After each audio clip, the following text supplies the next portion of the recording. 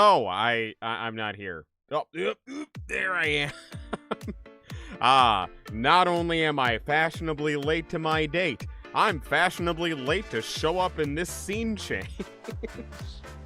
Whoopsie daisy, would it really be a date with Izuki Umbra if you weren't, well, not if you weren't, you were all here on time, if I wasn't late. No, it would not. Hello, everybody, and welcome to the hottest, herbiest, spiciest date of your life. That's right. Today we're playing the famous dating sim that I never got around to, but always wanted to. But I wasn't a streamer back then, so I didn't play it. I love you, Colonel Sanders. Which I do. I do love Colonel Sanders. I'm a big fan of not only the Colonel, but his chicken. I don't know what those herbs and spices are. I don't know what kind of crack cocaine they put in that chicken, but goddamn, I love that stuff. So I am ready for this. I was born for this game. Gonna play a horror game? Alright, Blixer, do what you gotta do. Do what you gotta do. I'll take care of your soul while you're gone, don't worry. Yeah, Colonel's gonna show us his chicken tonight. You like the title of today's stream? You're welcome. 11 Shades of Chicken.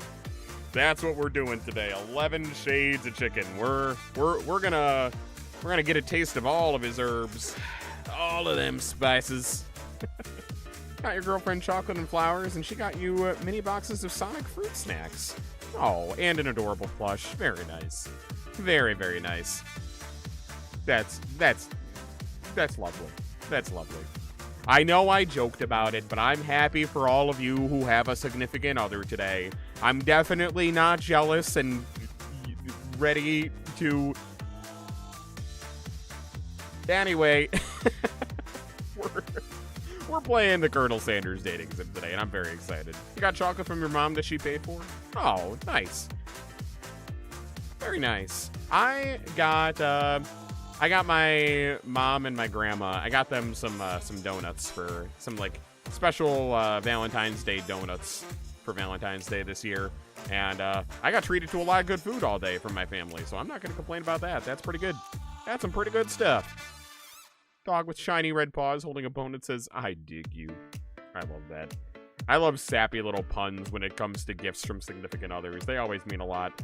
I only got a stuffed animal for someone once. My most recent girlfriend, she had told me, like, before we even started dating, that she always wanted one of those giant bears. And I got her one. I got her one. I'm still proud of that. I wonder if she still has it or if she got rid of it. That's the big question in my mind. I always wonder, like, when you get something massive like that from a significant other, do you keep it or do you get rid of it?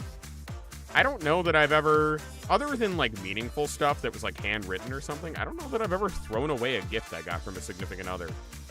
I think I still have, now that I'm thinking about it, I think I still have every single gift I ever got from a significant other, except for one who got me, like, a jar of, like, compliments inside or something one year because she was doing this whole like homemade thing, which was sweet, but in hindsight I was like, well, now that we broke up, what do I do with this shit? Anyway, sorry, the bitter single in me coming out. Hi Zayman, how you doing? Worky at a birthday party and had goodie bags for all the staff. Oh, nice. Very nice, very nice. Paper machine gun too. Fair enough. You're the opposite. Clarify your statement. You're a hypersexual, pansexual. Fair enough. Fair enough. Fair enough. Yeah, no. I'm a very sentimental asshole, so I can't get rid of anything. But I mean, I'm not sentimental to the stuff that my exes gave me. It's more so like they gave me cool shit, and I'm not gonna get rid of it just because of who gave it to me. You know what I mean? Like one time, one of my exes gave me like a massive set of Nerf guns and bullets so that we could have Nerf fights, and that shit was awesome. You think I'm gonna get rid of all those Nerf guns just because we broke up? Fuck no. I'm gonna save that for the next girl. We're gonna have Nerf fights. Are you kidding me? Get out of here. That shit was awesome. Yeah, I would never give away that. No. There's been other stuff, dude. There's been other stuff. More thoughtful stuff, too. But, I mean, when you get cool gifts, I say you keep them. Keep them. If that's the only good thing that came out of the relationship, you keep that shit. Anyway. Anyway, we got a game to play. We got a date to go on. We got a colonel who's better than any other dateable out there. Hold on, let me. No, I don't want to look up Colonel Sanders. I love it. There it is. All right, let's do it.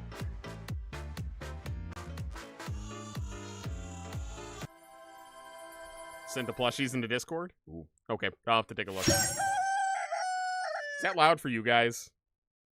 That was really loud for me. Ow. I also love this. I also love this so much. It's so kawaii! Kawaii desu! My colonel can't possibly be this cute! God, what a hunk. What a hunk! I love it. Loud. Okay, I'll fix it. Fuck with my color scheme. Thank you very much. Girl, you mean guy, right? No, girl! I've been over this. Am not gay. Sorry. Believe me, it's tougher for me than it is for you. Women are scary. Women are scary and hard to figure out.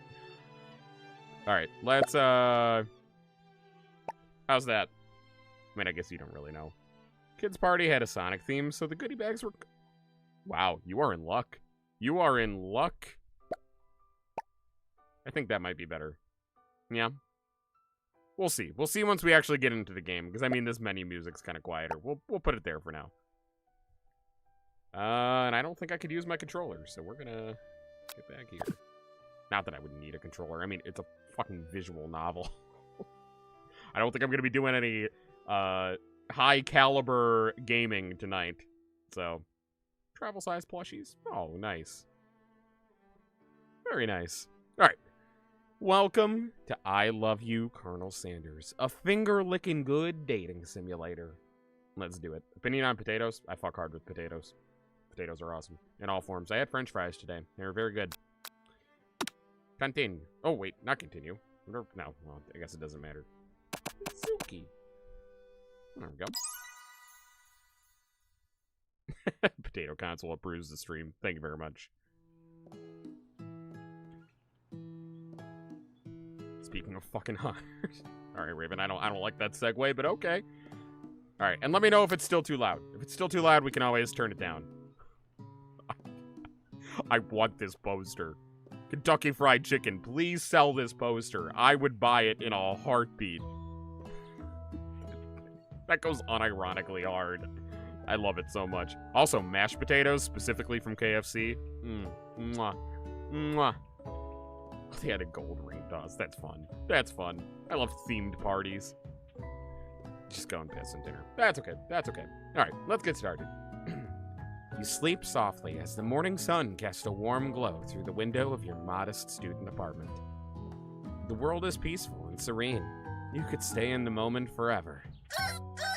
Or, oh my god. Oh, that is the worst sound I have ever heard in my entire life. Oh my god. Or you could wake up now. Now! Now!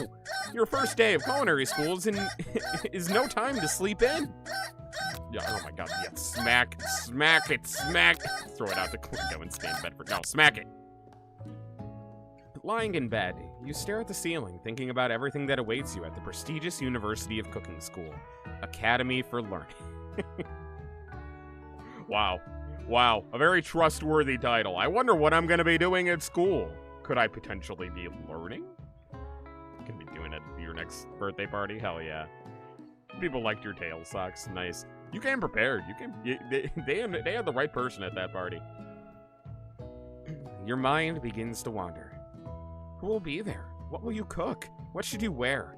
Time begins to fly by, and you find your imagination getting away from you. We could daydream about our future a little bit. It's finally here. Your first day of culinary school. So many dishes to prepare. So many students to meet. Your mind is swimming with possibilities when you realize you're running late. You grab a biscuit. Of course it's a biscuit. And burst out the door in a hurry. I'm already indoctrinated into that KFC lifestyle. Delicious. Just what you needed to wake up those taste buds. Yikes! You're in such a hurry, in fact. Do you forget to put on any deodorant before running out the door? Oh, I'm a gamer. Oh, I'm a gamer. Oh, I'm a gamer. Oh, no. I don't even wear deodorant. Oh, no. Random Swedish dude, I apologize, but I don't think... I'm sorry for the tough time you're going through, but I don't know that I'm the person to be giving that advice, unfortunately. An anime person on the internet playing a Colonel Sanders dating sim is perhaps not the best place to get that advice, but I do sympathize with you. It's an issue that's close to my heart, so I sympathize with you. I would suggest contacting loved ones and trying to get some help for the person who needs help. That's all I got. That's all I got. I don't really touch on heavy topics often, so anyway. Hi, Aspen. I'm doing all right. How about you? Yeah, the tail sucks. You came well prepared. You came well prepared. Standing in the quad, you gaze upon a magnificent University of Cooking School. Upon the magnificent University Cooking School, Academy for Learning. Here comes your lifelong best friend forever, Miriam. Oh, she's cute. She's kawaii. She's the most adorably awkward person you've ever met. And you absolutely love her for it. Never actually watched anyone play these games. Yeah, I haven't either. I actually have not either. Oop, sorry, didn't mean to click out of the game. So, this is all new for me. I'm not feigning ignorance here. I genuinely haven't played this. Or seen any gameplay. You're okay, been worse? Yeah, same. About the same. But hey, you know what? It's Valentine's Day. It's Valentine's Day, so we gotta at least be a little in the mood for some love, some chicken love. Good morning, Izuki. Are you excited for the first day of the rest of our lives? Actually, because I sure am. Excited, a little nervous. Okay, a lot nervous. What the? It's just that this morning I made breakfast for myself, but, well, when I ate it, I couldn't taste any love in the food. What if I'm no good? What if I fail? It's okay. It's okay. You don't need to put love into the breakfast you make for yourself. That's fine. Classic Miriam. Raised by Master Chef parents, she's always held herself to a very high standard. Ever since we were little babies playing together and you rescued me from that quicksand box, it's been clear to me that you're the most loving, caring person I know. You're gonna do great. Oh, slight voice acting. Well, with the University of Cooking School Academy for Learning's famous 3-day-only semesters, I'm afraid of being left behind and never catching up. 3-day semesters? That is not enough time. I would not trust a chef who graduated from a 3-day school. I'd rather maybe them not cook my food. Went to a local coffee place, get something off the Valentine's menu. Oh, nice. Very nice. Yeah, I got a special Valentine's donut from a local bakery today. It was very good. Very good. And I got a heart-shaped pizza, too. That's kind of a family tradition. My family always gets a heart-shaped pizza on Valentine's Day. Said I loved you a latte. Aw, adorable. A sweet girl. Miriam has always had a flair for the dramatic. This summer, she got so nervous about her first kiss that she chipped a tooth practicing on a mannequin. Should you pep talk her or change the subject to give her some relief? I'll pep talk her. I'll pep talk her. She could do it. I believe in her. Remember last month when we saw that fortune teller that had our tarot cards read? The lady with the mask who gave me nightmares? I've been trying to forget. I know she looked spooky, but she was so sweet. And she told you that you were destined for great things. Remember that card with the fancy-looking tower? And the other card featuring the handsome fellow in the red suit? I've been waiting for so long to meet that handsome fellow I could call my own. And I'm sure you will soon. In no time we'll be graduating, and you'll be delighting the world with your heartfelt cooking in no time at all. As you talk Miriam up, you can feel her nerves beginning to ease. You know what? Maybe everything will be okay after all. And if not, at least I have these killer bangs. That's the spirit. That's the spirit, Mary. Hey, you know what? Life might be going downhill, but at least I have bangs. You barely have bangs. They're tiny. Hope you can fail to romance him so you can make fun of. Oh, I gotta romance him. I gotta fall in love with him. I love Colonel Sanders. Can you believe I cut them myself? Yeah. Yeah, I was gonna say, I definitely can. Yeah. I cannot believe it. Before you can get another word out, you're rudely interrupted when someone smacks your books and custom-engraved measuring spoon inside of your hands and onto the ground. Hey! Hi. You know what? I don't even care. Be as rude to me as you want. I don't care. I don't care. My type. My type. Right there. My type. It's a shape. Ashley? Ashley? I'm gonna say Ashley. That feels like it's a weird spelling of Ashley. It's Ashley, your arch rival. She's totally evil. My type. But you can't help but be filled with jealousy. She can get anything she wants, and she knows it. Absolutely, she can. She sure can. Why does her apron have a boob window? Why don't more aprons have boob windows? I raise you my own question. I'm okay with that. Your restaurant workplace has a heart pizza? I feel like most do, but I enjoy a good heart pizza on Valentine's Day. I like fun-shaped things. Whimsy. I like the whimsy. It's one of the few pieces of whimsy the world still has. Does she have fried chicken thigh-highs? I love it. I love it. Oh my god, you can see she has a little thigh squish too. Why am I critiquing the character design? I love her. I love her, everything about her. Oh my god. That's your girlfriend's name? Wow, look at the odds. But spelled normally, thank you. Hello, Ashley. Oh, didn't see you there, chicken shins. You leave Izuki's shins alone. They're perfectly normal shins. Ugh, you can't stand Ashley. Even her name is annoying. You know for a fact that it's actually Ashley. I knew it! I knew it! I called it! But she had to add the extra letters to make herself feel better than everyone else. I love that. I love that so much. Hi, Anthony. Welcome. Welcome, welcome.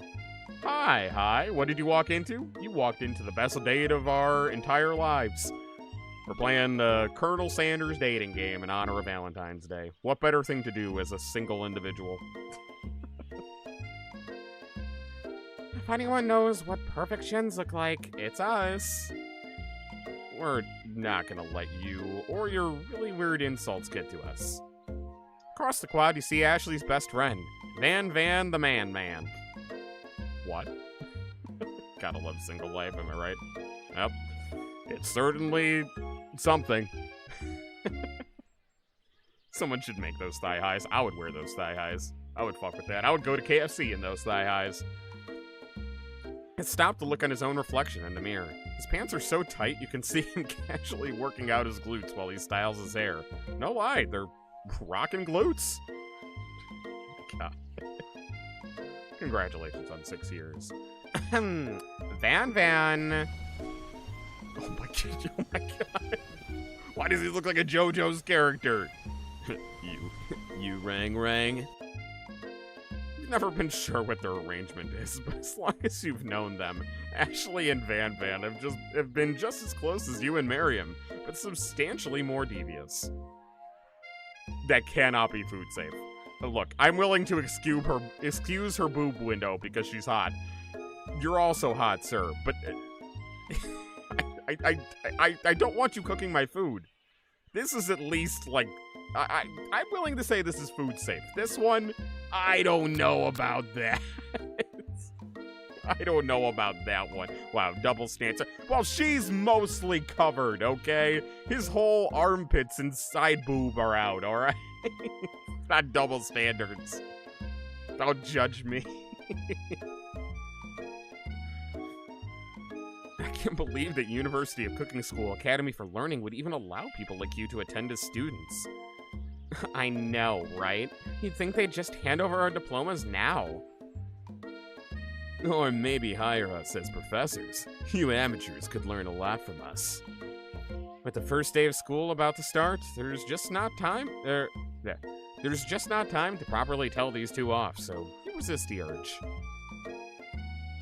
Let's go, Miriam. See you later, losers. Oh. Oh, who are you? Everyone's been hot up until this point. Who are you? As you approach the door, you see a goofy-looking kid pushing hard against the window directly next to it. Oh, he's a kid. Okay, that's why. That's why. I thought he was just a weird classmate. Zoned out. What in the Jojo? Joe is the guy on the right. He's our rival's best friend, of course. Duh. Oopsie. I think it's broken. I love this little ghost. I love this little ghost. You don't even watch JoJo, and that's what you thought too. Oh yeah, no, it's totally a JoJo reference. Reach forward and easily pull the door open. That should do the trick. I love you. I think you mean thank you? My name is Pop. I was named after my Pop. He's old. Would someone like this also be a student at the school? He must be one heck of a chef. Also, his name tag clearly says Bob, but I guess he's reading it upside down. Oh no. Hi, Pop. I'm Izuki, so... Are you gonna make me hold this door all day? No. And with that, the young man walks into the building ahead of you. Alright. Is it just me, or is he kinda cute? I think it's just you. Yeah, he's kind of annoying. Both shrug your shoulders before following him into the building. You stand at the edge of the room, unsure where to sit. Other students wander and keep themselves busy chit-chatting. What the fuck is that? I'm sure that's some sort of reference to KFC of some sort, like the current CEO or something. Or the current at the time of this game's release. A scruffy-looking... Oh, I love him. A scruffy-looking pooch takes his place at the podium at the front of the class. Adorable! What is this? Okay, hold on. I want to turn down the settings a little bit. The sound effects are a little loud. I'm going to do that. There we go. There we go. Now, quiet down, everyone. Who is this unreasonably cute pup, and why is he in our culinary class? You must be Sprinkles, head instructor and CEO of UCSAL. Thank you. Thank God they're abbreviating it now. I do love the sliders being chicken. I agree. Please call me Professor Dog. I may be cute and a little fluffy, but I demand respect. Woof. What? A cute dog is our professor? This is the best school ever! I agree. I guess only a dog's nose is capable of picking up all the nuances of fine dining. If you had a dog professor, you'd actually want to go to university. Oh yeah, me too. Me too. Hello? That wasn't the voice you were expecting. Well, it's the voice you get. Too damn bad. Too damn bad. I can't tell if you're talking about me or the dog, but either way, too damn bad. That's what you get. You get what you get and you don't throw a fit. Alright? I don't make the rules. Me. Yeah, I kind of figured. Yeah, get in line. You and everyone else. But hey, you know what? You know what? You get the better end of the deal here. Male VTubers. I'm a little biased, but we're kind of cool, okay? Not complaining, man. Hell yeah. Hell yeah. Sound like 4 adorable small dogs. I love dogs. I love dogs. Got a date tomorrow. Congratulations, Angel. Welcome back. Welcome back, and congratulations on your date. Way to rub it in my face on a Valentine's Day where I'm single. Thanks for that. Alright, anyway. I would love to have a dog professor. Are you kidding me? I would go back to school if they said that the professors were going to be dogs. Out of nowhere, the wind begins to rush around you as a swirl of cherry blossom petals fills the air inside the classroom. I'm chilly. Someone close the window. And then, he walks in. Nani? Oh, my heart. It's going doki doki. Didn't mean to make me feel bad. I'm kidding. It takes a lot more than that to offend me. I'm kidding. The god of this world. Just went to follow. Hell yeah. Thank you for the follow.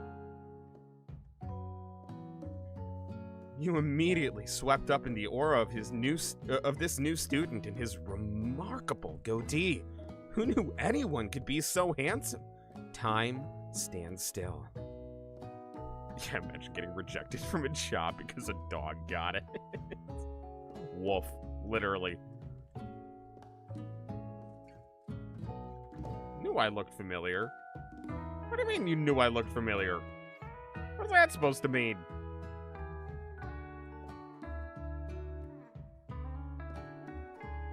Hi, Bellowit. Hi, Bellowit. Have you been here before? Alright. It's him. It's... If it isn't my favorite student, Harland. Colonel Sanders interrupts Sprinkles. Sorry, Professor Dog, before he can finish his sentence. Please, call me Colonel. What? No, how should the Colonel sound? He shouldn't sound like I'd imagined Colonel Sanders actually sounding like. This is hot Colonel Sanders. He can't sound all Southern. Does he need to be Southern? I feel like he needs a hotter voice than that. Please, call me Colonel. Yeah, you're right. He's gotta be Southern. He's gotta be Southern. Hey, you know what? Spending time at home is a nice way to spend a Valentine's Day, too. Nothing wrong with that. Alright, he'll be Southern. This just in. Izuki claims Southern accents can't be... That's not what I meant. That's not what I meant. I meant stereotypical anime handsome. Alright? Southern sounds hot. You're biased because you're... Alright, fine. Fine, he's Southern. Colonel Sanders. A hushed murmur rolls through the classroom as Colonel Sanders walks down the aisle of desks. Suddenly, the room is sweltering. Sweat begins to bead across your brow. You feel like everyone is looking at you, and you're not entirely wrong. And this over here must be Sweaty Sweats a lot. Maybe we should open up that window before Faucet Pits melts into a puddle and evaporates entirely. Hold on just a second. Nobody talks to my friend like that. You two both know my name. We were in the same kindergarten class. And what is with all your really weird insults? Besides, when Izuki sweats, it's not gross. It's beautiful. Look at that shimmer. Thanks? Thanks, Maria? I don't know that was the compliment you thought it was. Partner, your partner spent the day sick. You sent them lots of love. Aw, well that's a nice way to spend Valentine's Day too, if you can't be together and someone's not feeling good. Turn to find Colonel Sanders standing right in front of you. Colonel Sanders, beautiful angel that he is, stands before you, smiling gently, hand outstretched. Boy, howdy. This classroom gets hotter than a Kentucky fryer. Please use my handkerchief. You freeze up. Colonel Sanders is talking to you. Blowing me a kiss, apparently. Wait, Colonel Sanders is talking to you? About how sweaty you look? You're completely mortified. This can't be your first interaction. What if he never forgets this moment? How will you respond? I mean, I gotta take it. He's offering it to me. I gotta take it. You stretch out your hand, and Colonel Sanders places a fine silk handkerchief in it. It's so beautiful, you hesitate to press it onto your face. But when you do, the feeling is transcendent. It has a natural scent on it. It smells of the most delicious chicken you've ever smelled. Ew. Thanks for your chicken napkin, sir. I don't know that I want it anymore. Professor Dog steps in to settle the class down and set some ground rules. Is it an aphrodisiac? Yeah, everyone knows that KFC chicken is an aphrodisiac. Stream keeps freezing. Oh no! Well, I mean, if it's not working if TikTok's being glitchy, we're always live on Twitch and YouTube every single time we're live too. So if one of those works better for you, you can pop over there too. Welcome to University of Cooking School, Academy for Learning, the greatest culinary academy in the world. the birthplace of culinary legends past, present, and future. Many challenges await you. There will be tears, there will be blood, there might even be a really adorable tiny food. And when all is said and done, there will be a battle! You will lift your spokes and complete the broom cooking arena. Just then, another student enters the classroom and interrupts the professor's rousing speech. Why does he look like that? Why is he so boring? Hi guys, sorry I'm late. I hope everyone had a good summer. I really miss. Quiet! Late to class is bad enough, but interrupting my monologue. You're on the fast track out of here, young man. Are you sure you're even in the right place? Oh, that's better? Good. Welcome back. Don't you recognize me? This is my 3rd year in this school with you as my teacher. Everyone stares at him blankly. Does no one remember me? You're expelled if you utter one more word before I finish. Let that be a lesson to you students that tardiness is unacceptable. Even Clank made it here on time, rolling halfway across town on his tiny wheels. Who's Clank? Who's Clank? Turn to see the student Sprinkles is referencing, who appears to be some sort of industrial kitchen appliance. I love him. Why? Why is he here? I love him. I love him.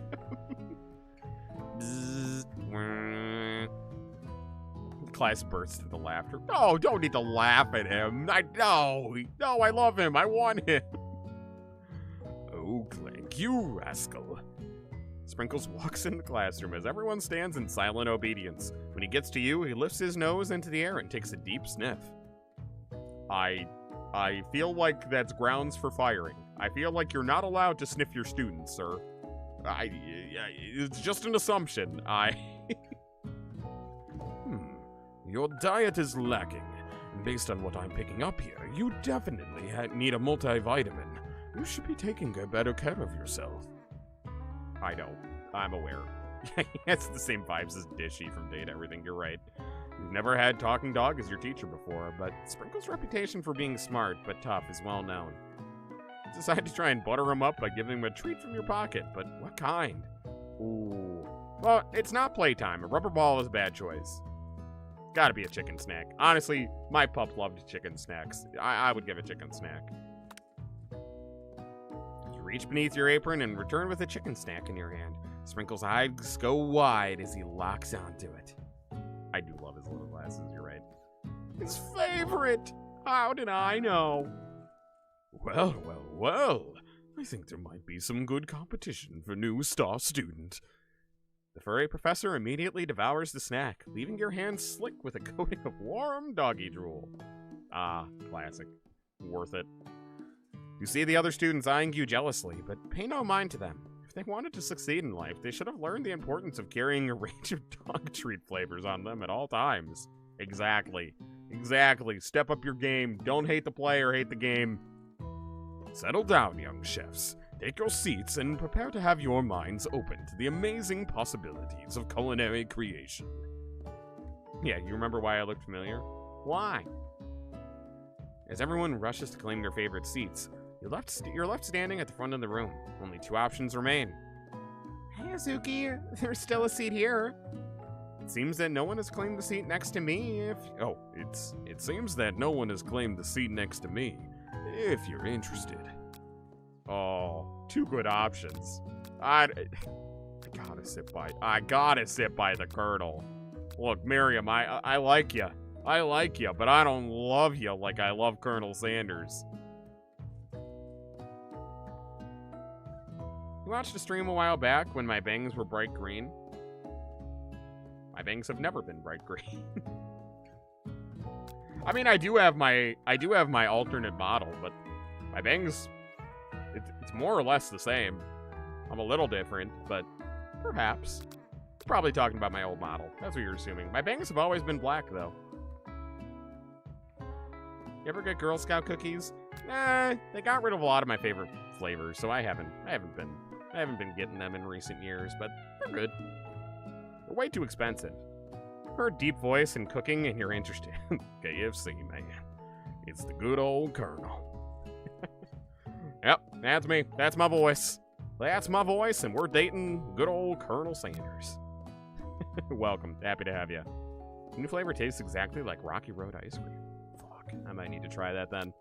Alright, we're sitting by the Colonel. Yeah, the old model. Oh, okay. Well, welcome back. Happy to have you. You remember that model. Yeah, we still go back to it sometimes. But this is my new standard. You moved to take your seat by Colonel Sanders. It appears he brought no books, pens, or pencils. However, his perfect upright posture shows off a seriousness that makes you confident in his desire to learn. Thanks for offering me this seat. I've only had 2 rules. Do all you can and do it the best you can. It's the only way you ever get that feeling of accomplishment something. That's so inspiring. A little off topic, but if you ask me, but okay. As soon as you settled into your seat, the professor makes an announcement. Think fast. It's time for a pop quiz. Yay! A quiz about me! I hate this kid. I want to fucking strangle this kid. We just got here. This is incredibly important and surprisingly short quiz will tell you, and it will tell me if you're ready for life at culinary school. Keep your knives sharp and your focus sharper. Here comes question 1. If train A is traveling to point B and train B is traveling to point A, how important is it to wash your hands before cooking? What? You're a culinary student? Oh, so you have a dog for a professor too. This must be very familiar to you. Extremely. Yeah, looking at you, Pop. No, always wash your hands before cooking. Are you kidding me? That's right. Forest is to tree as chicken is to... A slam dunk, baby. A slam dunk. Oh, come on. Chicken's always a slam dunk. Come on. That's wrong. What is the most efficient eating utensil ever created? A spork. A comically oversized fork. No, I honestly, I love sporks. I love them so much. Sporks are my favorite. That's right. What food is best for a broken heart? Camel meat? Honestly, I could really go for a pancake that looks like a silly face, if I'm being honest. There's 2 correct answers. Anything as long as it's prepared with love and not too much salt. Yep, that is the answer, I think. There we go. There we go. That's right. Is Sprinkles a good boy? He's a talking dog that teaches culinary school. He's the best boy. That's right. Your total score is 4 out of 5. Only 1 wrong. Not too shabby. You might just do all right, kid. You look up to see that Colonel Sanders has been watching you tally your score. He nods with approval. May I have your attention, students? I have an important announcement to make. Time for lunch. Wow, the cafeteria is as nice as any restaurant you've ever eaten at. Makes sense that a school dedicated to cooking would also be serious about eating. I would eat here. That's pretty cool. You want to what?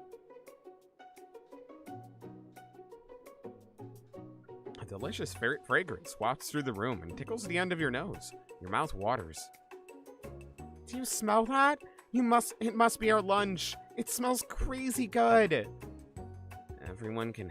I have your attention. Is it about lunch?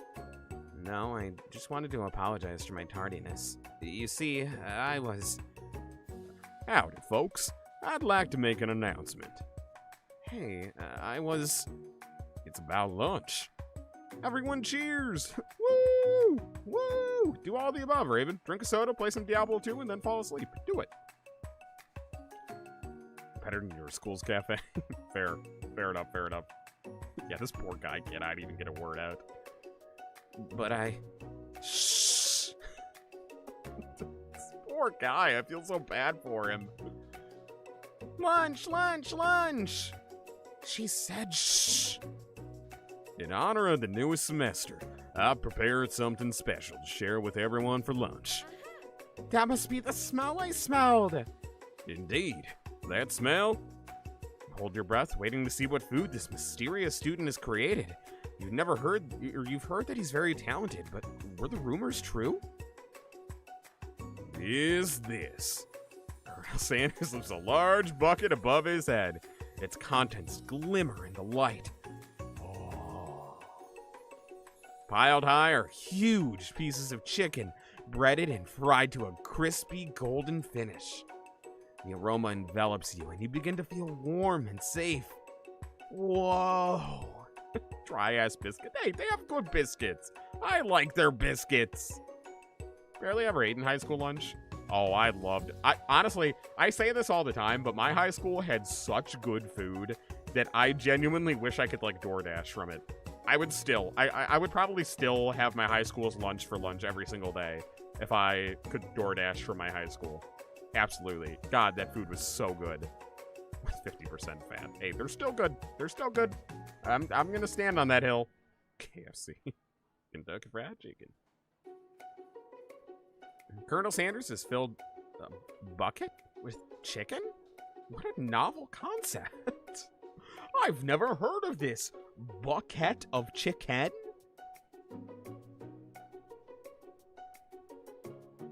Did get stuff. Oh, they had like a la carte stuff. Interesting. Interesting. And Pizza Hut. Damn. Fancy. Your stomach begins to grumble, as if to say, stop thinking and start eating. For years, I've been developing a secret recipe for the perfect fried chicken. By my calculation, nothing less than 11 herbs and spices are required to achieve the perfect balance of flavors. I look around and notice that every other student has a pen and paper and is scribbling notes as fast as they can. Is this supposed to be his origin story? I think it is. I'm pretty sure it is. Oh, you can't get food? I'm sorry. But that's all I'll say about that. What? You think we want your stupid secret recipe, dude? Sure. Nah, my dude. Nah. I'm just, drafting my last will and testament in case one of those ingredients is a poison. Got him. I love that he's just a walking JoJo reference. He looks around nervously to see if anyone else is laughing at his sick burn. What is that face? You wait to see what a zinger Ashley is prepared to follow up, but she suddenly takes a different approach. Yeah, and I was just, like, writing in my diary. Dear diary, today I smelled something beautiful. I knew at that moment that only the hands of a true gentleman could fry chicken so tender. You see her body language change from bitter and evil to sweet and innocent as she slides closer to Colonel Sanders. She realizes that he is destined for greatness and fame with cooking skills like this. She wants him all to herself. Damn. Should have been me. Why? Should have been me. Well, they had good garlic knots. Ooh, very nice. Is that the Pizza Hut girl? Or maybe Wendy's? No, I think he's the only official mascot in this game. Oh, please. Well, Van, the man, if you don't want any, I'll take his. Whoa, hold on. I guess I'll try it. He takes one bite and his eyes grow wide. He starts contorting his face as he tries to hold in his pure exhilaration and act unimpressed. Easy now. There's enough for everyone. Please follow please, my fellow classmates. Dig in. Take one of the pieces of fried chicken out of the bucket and sink your teeth into it. It's amazing. Tasting Colonel Sanders transports you to another dimension. Just like every other time I've had KFC. Focus your mind and meditate on this moment. Try and identify every flavor. Savor the moment and everything tells you about Colonel Sanders' culinary heart. Swim towards the light. I want to swim towards the light. Somewhere up ahead, a bright light beckons you. The flavors are so intense you become wrapped up in them. Unable to resist, you reach toward the light. It grabs your hand and pulls you closer, closer, until your fingertip connects with the end of everything. You are forever lost in the land of tender fried chicken bliss. Your mind dissolves. There is no Izuki now. There is only herbs and spices. Did I just lose? Though Miriam tries to revive you, she cannot. His chicken was so good, it literally killed me. Alright, try again. Please tell me I just start from that same checkpoint and I don't have to spam my way through this game. Okay. Close enough. Speed through all that. Yeah.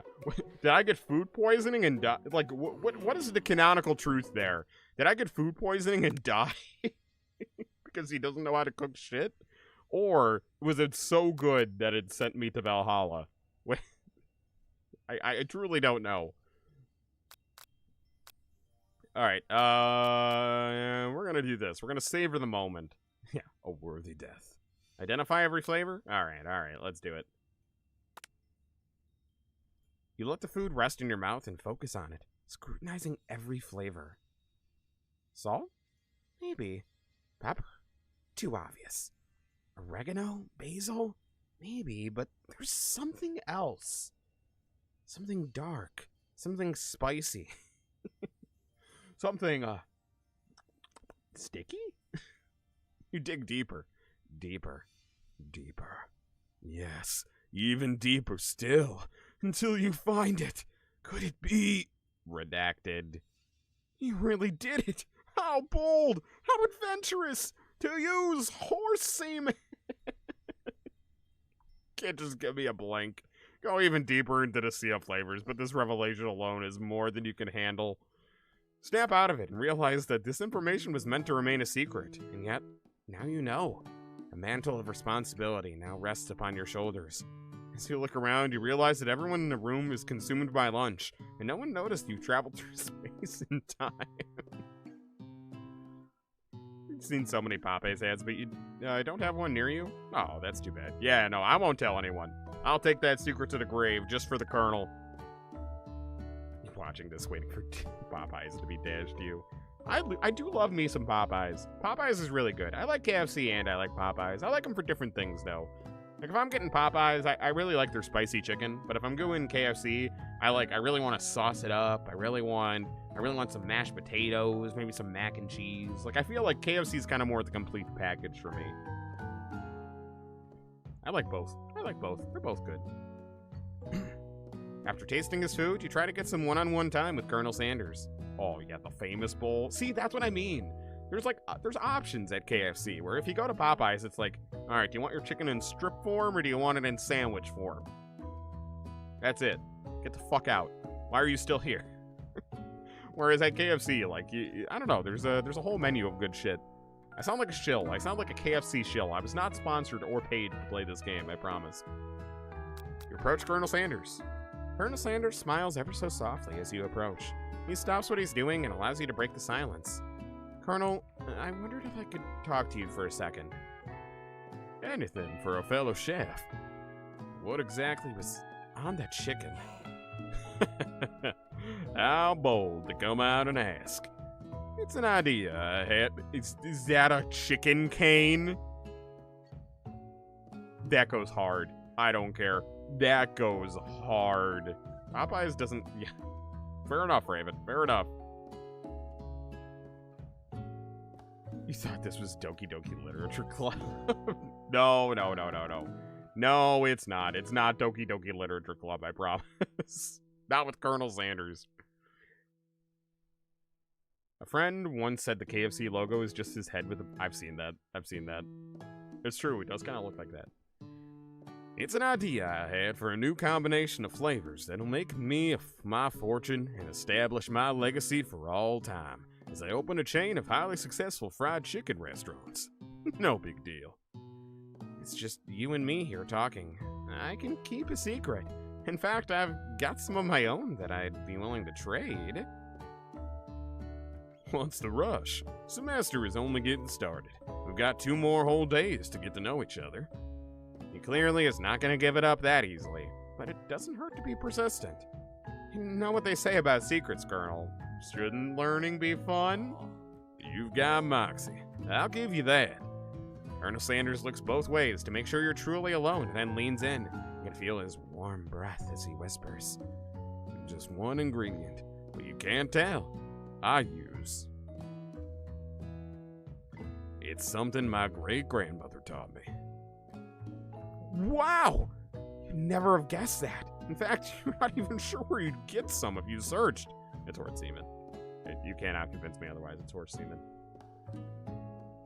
It definitely isn't the flavor you tasted before. So now you're 2 ingredients closer to knowing the full recipe. But don't tell Colonel Sanders that. Interesting.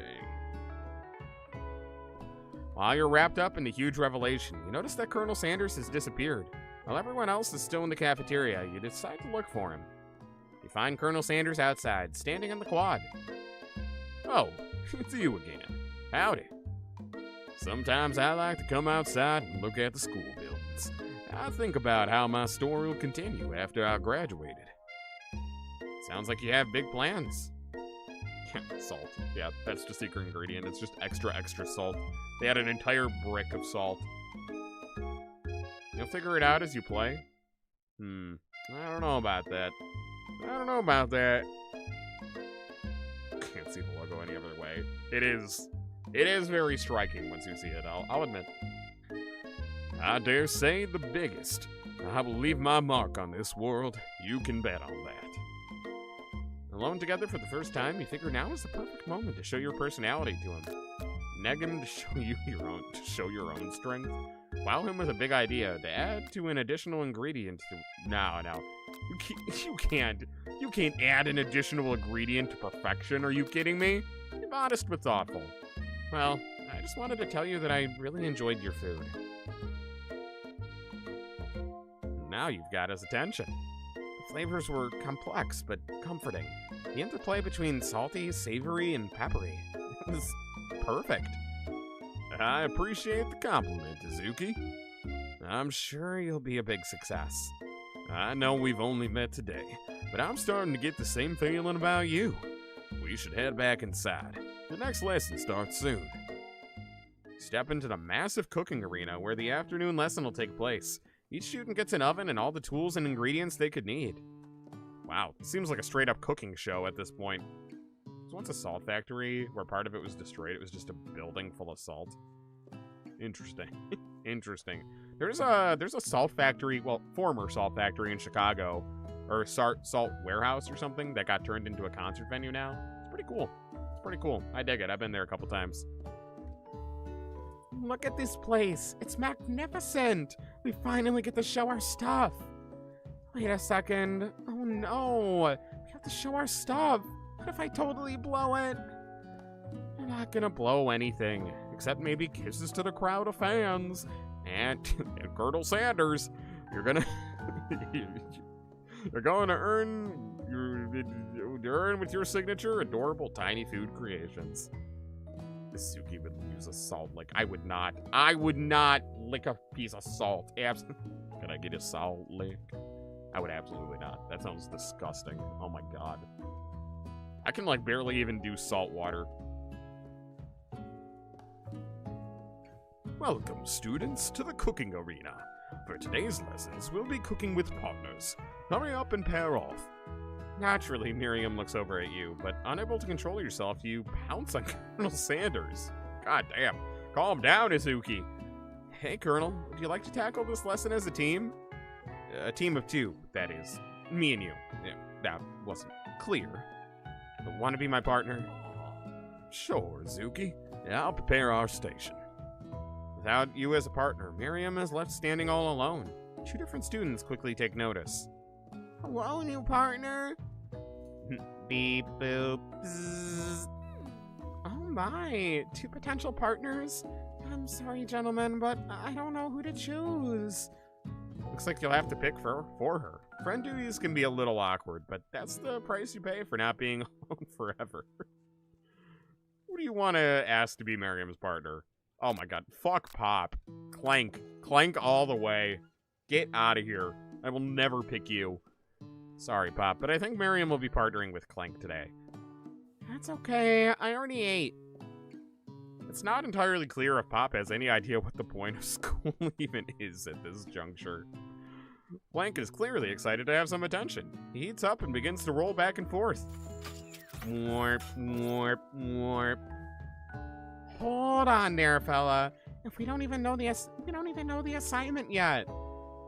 Technically, Clank might not have a face, but there's something charming and earnest about him. I agree. I could not agree more.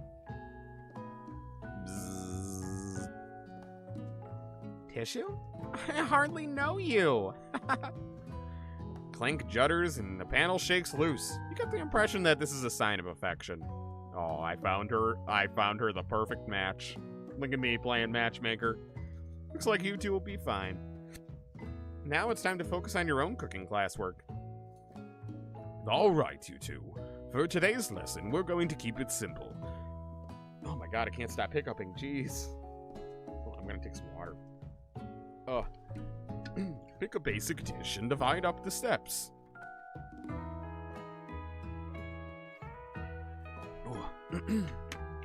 No chef is an island. It takes 2 flints to make a fire. You get the idea.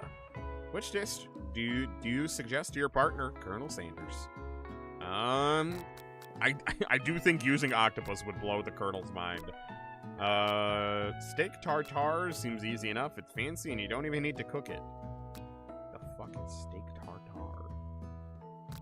Your grandmother's mashed potato. Oh, we're going with mashed potatoes and gravy. Are you kidding me? It'll complement his chicken perfectly. Perfectly. This game is dumb. It's goofy. It's a goofy time. This wasn't meant to be like serious gaming hour. It was just a fun little Valentine's Day stream. I've always been something of a down-home chef. I was thinking we could make something warm, inviting, comforting. Maybe mashed potatoes? The gasp. And gravy? I wonder if the KFC wants KFC answers. Yeah, I know. It was a free game. Give it a break. I couldn't imagine one without the other. Colonel Sanders casts a coy look at you, causing your whole face to burst to go beet red. Embarrassed, you quickly turn away. I'll go get the potatoes. No, please. Let me. Picking perfect produce is a passion of mine. Looks like things are getting pretty fresh around here. Does someone have a crush on Colonel Sanders? We're just cooking partners. Mind your own business, bitch. Sanders' heart is my business, and you better keep your fingers off my man. Did someone call for me? Oh, no, jeez, Van. While I'm over here crushing Izuki's dreams, you're supposed to be taking care of our classwork. That was the deal, remember? Colonel Sanders returns, arms full of peeled potatoes. He tosses them into the boiling water and turns his attention to you and your old friends. That music is fucking obnoxious. Where's this hit on? There we go. That's much better. Man, Wendy's made a porn game in response. Oh my god, that would be phenomenal. I don't know if they'd survive that, to be honest. I feel like that would be a little too far. Can't remember the last time you went to KFC. Oh, I love KFC. Oh, howdy there, Ashley. Van? Are we working on a quartet instead of a duet now? Actually, no. It looked like Izuki was struggling, so we offered to give them a hand.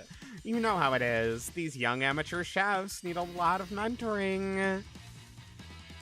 I was gonna say, Colonel, maybe I could also teach you a thing or two about fancy food. Maybe one day you might be able to get up to my level. Doubt it. Don't be rude, Van. Personally, I have no doubts whatsoever about Colonel Sanders' ability to concoct creations worthy of admiration. After all, your fried chicken was quite spectacular. But, Colonel, if you ask me, I might make a better partner for you than this thing that has positioned itself at your station. Don't you feel deep down that we cast completely different shadows? We fit together like a thigh and a drumstick. It just makes sense. God, I hate. All right, you know what? Her charm is wearing thin. Nothing about this makes any sense, but one thing is clear. She's coming for the Colonel if you don't watch out. Ashley is really going at you hard. You need to ask for some backup here before things get ugly. Turn to Colonel Sanders, hunk of hunks in your time of need. Turn to Miriam, your forever bestie. Yeah, I need backup from Miriam. Turn to Miriam, and soon as you find her, she senses it and looks back. This girl's friend and need radar is second to none. She immediately comes running over. Is somebody threatening my friend? I will destroy them! I actually think that Ashley and Van Van were just leaving. Leaving you in the dust, via my skills as a chef, perhaps. But stepping away from this competition, you are sorely mistaken. Miriam, you're a loyal friend, but Izuki is my partner for today's activities. You look for Sprinkles in hopes that he might step in, but he's nowhere to be found. Darn those cute corgis and their short but sturdy stature. You look down at your station and realize, in the tension of the moment, your hands have been cooking on autopilot. Distracted by the drama, you've already crushed and boiled the potatoes into a perfectly creamy mash texture, with plenty of butter and cream for flavor. It's as if your natural passion guided you through the steps you know so well while your attention was elsewhere. Literally impossible. I'm sorry. I can't even suspend my disbelief for that. Do you remember what you ate the last time? The mac and cheese bowl? They have good mac and cheese. I like it. I like it a lot. I don't know that I would ever have it for my whole meal, but I do really like it. I know just what to do. Colonel Sanders extends his hand, holding a beautiful white porcelain gravy boat, out of which pours a smooth, brown gravy, smothering your nearly finished potato dish. Oh, it looks so good. Gravy flows down the mound of mashed potatoes, and the results look spectacular. Granny would be very proud. Colonel Sanders holds a spork out to you. You reach out and grab a hold of it, but he doesn't immediately let go. The two of you stand holding the same spork, and for that small moment, all of the madness and pressure in this crazy world stops. This is making you hungry. Yeah, no, not nearly enough gravy. Kind of looks like AI. I mean, this came out in 2019. I don't know if AI was, like, readily used at that point. Probably not. No, you're also right, though. That was not nearly enough gravy. Not nearly enough. Whenever I have mashed potatoes, even if it's not from KFC, whenever I have mashed potatoes, it has to be swimming in gravy. Like, I almost need, like, double the gravy than the amount of potatoes that I have. I fucking love gravy. Oh, it's so good. Didn't think it was that long. Yeah, that's what it said. It said 2019 when I booted up the game. Do you play Fortnite? More than I'd like to admit. Pretty much every day. Pretty much every day. On my own time, though. I think I've only streamed it, like, twice. Izuki, you refuse to stir your potatoes in gravy? Interesting. Actually, I mean, I don't either. Come to think of it. I pour it on top, and then I, like, eat a spoonful of it. And, like, if a spot's missing gravy, I pour more gravy. That's kind of how I eat my potatoes. Get some cheese sticks now. I'm sorry. I'm making you all hungry. I'm sorry. Your eyes lock. The moment is electric. Time stands still. If you love something, set it free. Together you dig the utensils into the mashed potatoes and lift a heaping sporkful up. When you see Ashley with a sinister look, you know she's plotting against you to be with Colonel Sanders.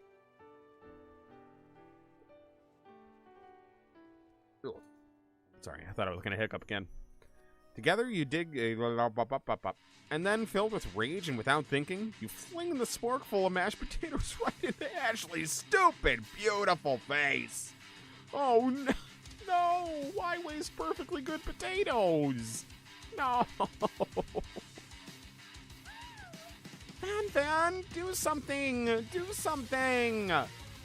Scooping up a fingerful, Van tastes the dripping mashed potatoes and gravy and realizes that it's delicious. Horrified by this revelation, he slinks away. Will he ever be able to cook something with so much love and integrity? Yeah, don't waste food. Hold on right there, Izuki. We do not waste food in the broom cooking arena. Colonel Sanders, I expect better from you.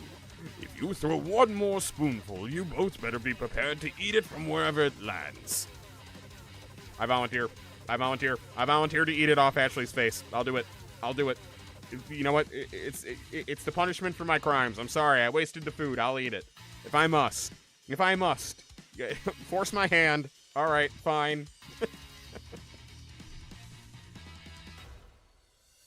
Can I have potatoes, face? Van rushes back over, a covered dish in his hands. Oh, he picked the octopus. Mashed potatoes with gravy? Pathetic. In just a few minutes, I prepared a full meal. Gaze upon my specialty, braised tentacle of octopus in my silky saltwater sauce, plated on a battle axe blade forged by my supreme chef ancestors. Oh my god. Oh my god. Diablo 2's new DLC is pay to win. Oh god. You've ignored me for too long. That ends now. It is I who will have the first battle, and you who will all look on with envy. The interrupting student rushes at Van and swipes a bite of his signature dish right off the plate. No, don't! Something about this dish doesn't strike my nose quite right. I think the octopus was rushed and may have turned in the process. The results could be toxic. Too late. It has been eaten. I think I left something in the oven. I don't feel so good. It killed him! Everyone step back. Don't take another bite. You look back at the plate, the rest of it is gone. You step at the tentacle being slurped up in Pop's mouth. Thank God. Kill Pop too. Kill him too. Pop winces in pain for just a moment, then is almost immediately back to his oblivious self. God damn it. God damn it. Why do you have to kill him? Kill him! Oopsie. Tastes like poison. Is he just Mau Mau? The entire class is gathered to watch Pop's final moments. Shock has frozen the whole crowd. They are as motionless as statues. Class bell rings, disrupting the moment and snapping everyone back to reality. It appears that Pop's enthusiasm for trying new things, despite obvious danger, has inoculated him against poisons of all kinds. Yep, he's just Mau Mau. I'm not sure the professors here make enough money. Hello? I just turned into a ghost over here. Seeing that you're shaken up by the really annoying student and all his nonsense, Colonel Sanders approaches you. I'm sorry you had to go through that. Please let me walk you home. What? Like for real? Oh, come on. Poor kid. Follow Colonel Sanders out of the room. At night, the school building has taken on another vibe entirely. It's dark, and more than a little spooky. Colonel Sanders stands in the quad's neon glow and speaks softly. Those mashed potatoes you made in class today. Before you go on, I want you to know they're not a great representation of my skills. I didn't even realize I was making them. They were amazing. Tasting them, it reminded me why I became so passionate about food to begin with. Colonel Sanders is getting choked up. Cooking is obviously important to him, in a way that you find inspiring. Now might be the perfect time to tell him you're developing feelings for him. The time has come. The time has come. Colonel Sanders? Yes, Izuki? There's something I need to tell you. God damn it, Van. God damn it. Hold it right there. There's something I need to tell you first. Oh, jeez. You see, when I was just a boy, I had a dream that one day I would be the greatest chef the world has ever seen. And every day since, I've been working towards that dream. Day and night, never stopping, never resting. Also lifting a lot of weights, like so many weights. We should follow our dreams with all of our heart. That's all, that with all our hearts, that our souls may grant them, like wishes floating on shooting stars. Hey, no, you... Shut up! I'm the one here to say inspirational stuff, and be the star of the story. Alright, boys, please, quit the dick measuring contest here, alright? There's only one man here whose chicken I want to taste. I don't know why that took me so long to come up with, but I only want one man's chicken here. It's not yours, Van Van. Yeah, are we forgetting that your cooking literally killed a guy? You can't prove that. I also saw you kill that guy. What was his name? We never heard his name. We never knew his name. Oh no. Somewhere in the distance you hear a long, sad sigh. Forget him. We're talking about me. Me. I'm the hero.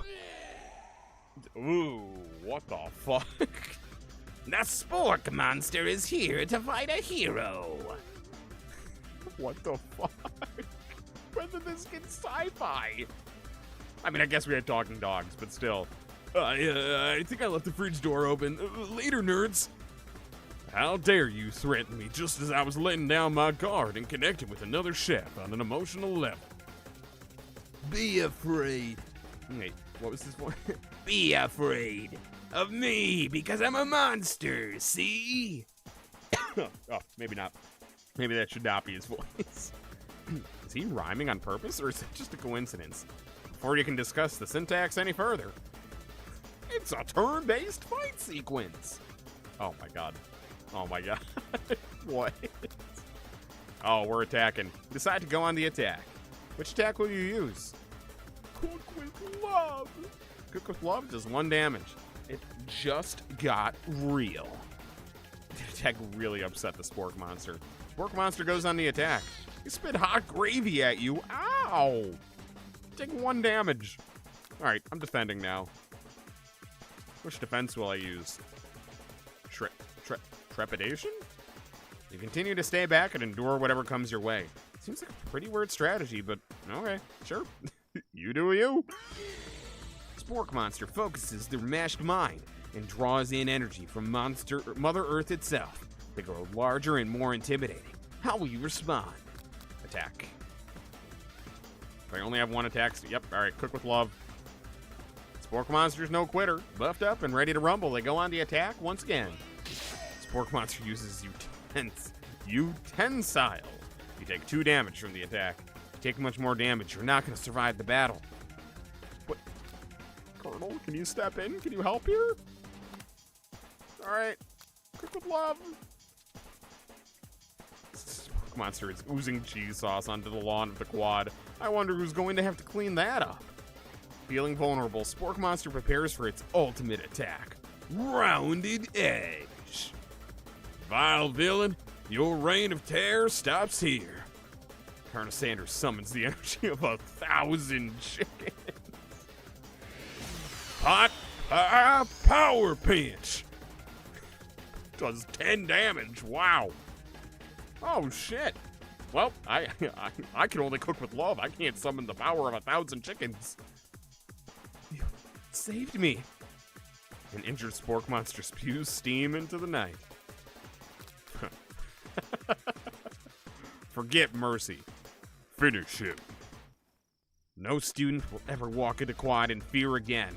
This monster messed with the wrong chef. You ready your final attack?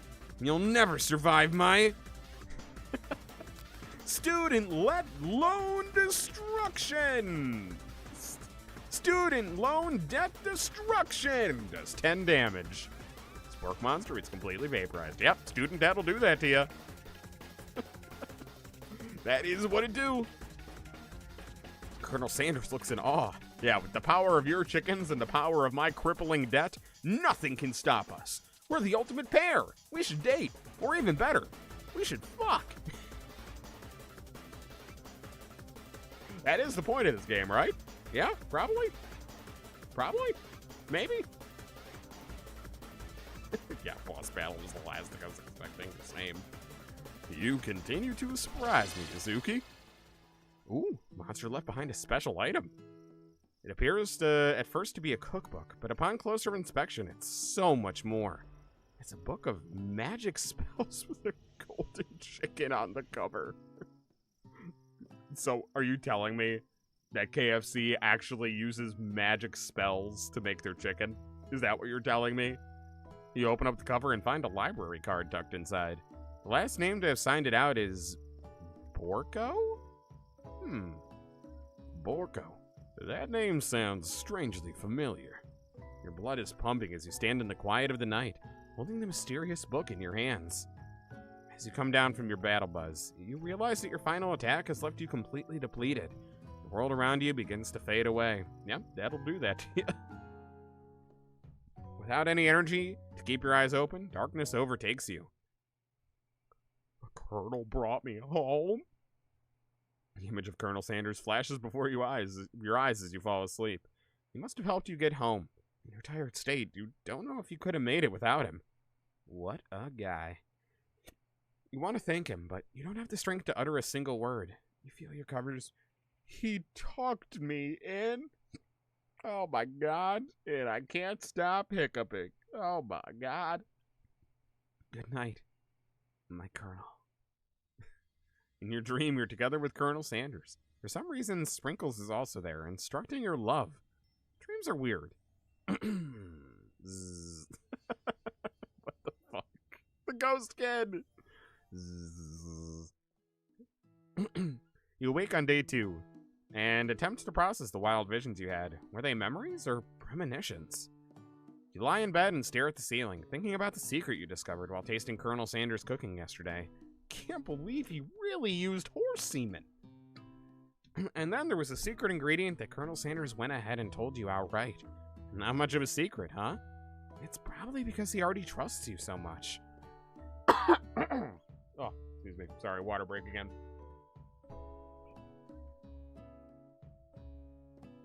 Yeah, sure. That makes sense. We'll go with that. You meet up with your bestie in front of the school. Before you can tell her about the encounter with the spork monster, she launches into a story of her own. Okay, I know this might sound a little strange, but I think it might be, I think I might like Clank. Oh no.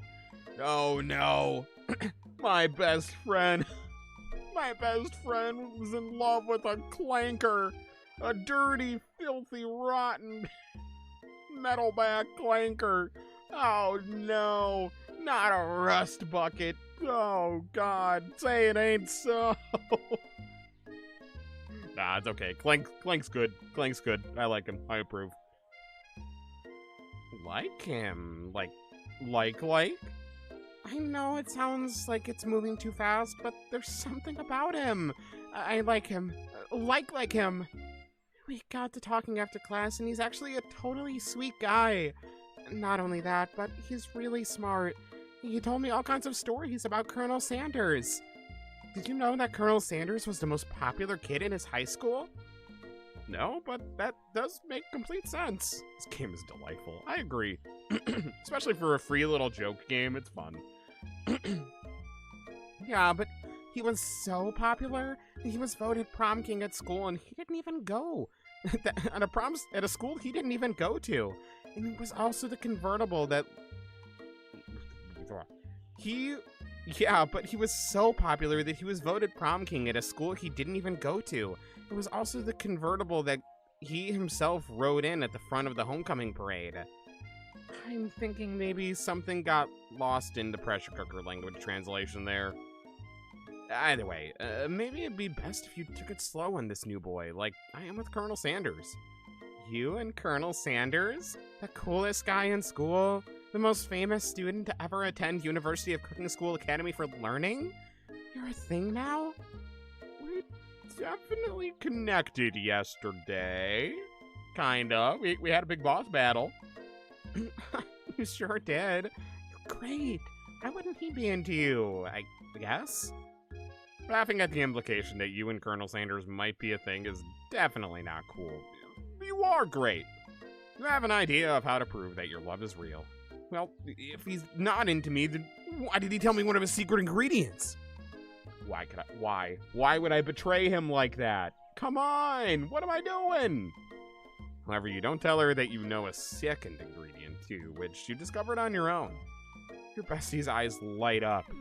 Secret ingredient? Yeah, I just said that. A secret ingredient. Is there a dramatic echo in here? Miriam checks to make sure you're alone before continuing. So this summer, while I was on vacation with my family, a lovely man approached me in the botanical garden where I was wandering. This can't be good. Okay. He told me about his passion for spices. Secret spices. The man even gave me some to show me what he meant, and he said it was a powder he created from a super duper rare dried flower petal, and that if I did him a big favor, I could have some of my own. Please, Miriam. Don't tell me. So I filled my suitcase with them and brought them home. He was so nice, he even met me at the gate when I arrived. Later, when I cooked with him, a strange feeling came over me. The flavor was unlike anything I'd ever tasted. Oh, no. I think you're being very liberal with the meaning of spices here. Whatever. Anyhow, we both shared an interest in cooking, so we stayed in touch. You know, like pen pals. I bet he would love to know more about new spices. Yeah, well, I'm definitely not supposed to share Colonel Sanders' secret recipe. And besides, I only know one ingredient, so I doubt it'd be much use to anyone. Fibber. I don't think she fucked him. I think she got high with him. I think that's the joke. I think that's the way I took it. Please, please, please. It would mean the world to me. No one has to know I came from you or from Colonel Sanders. Absolutely not. I am not telling her. Are you kidding me? Quickly think of a fake ingredient name. I don't know. How about it was Eye of Newt? I know it sounds like some kind of witch's potion, but what can you do? Eye of Newt? Wow. Her eyes light up imagining such a thing, and you figure you've satisfied her curiosity and she'll move on. However, she immediately turns around and does some thumb typing on her phone you can't quite see. That's probably not good. What did you just hear? Eye of Newt. That's what you heard. Eye of Newt. Before you can ask her to confirm that she was definitely not texting secrets to other people, you're interrupted. A wind rushes in. Cherry blossom petals fill the air. Who could it be? It's... Why? Why is he on a horse? Now look at me.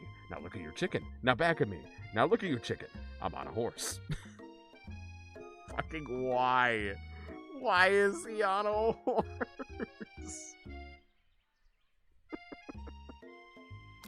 Stand back and admire his majestic glory. Colonel Sanders' horse is truly a thing of beauty.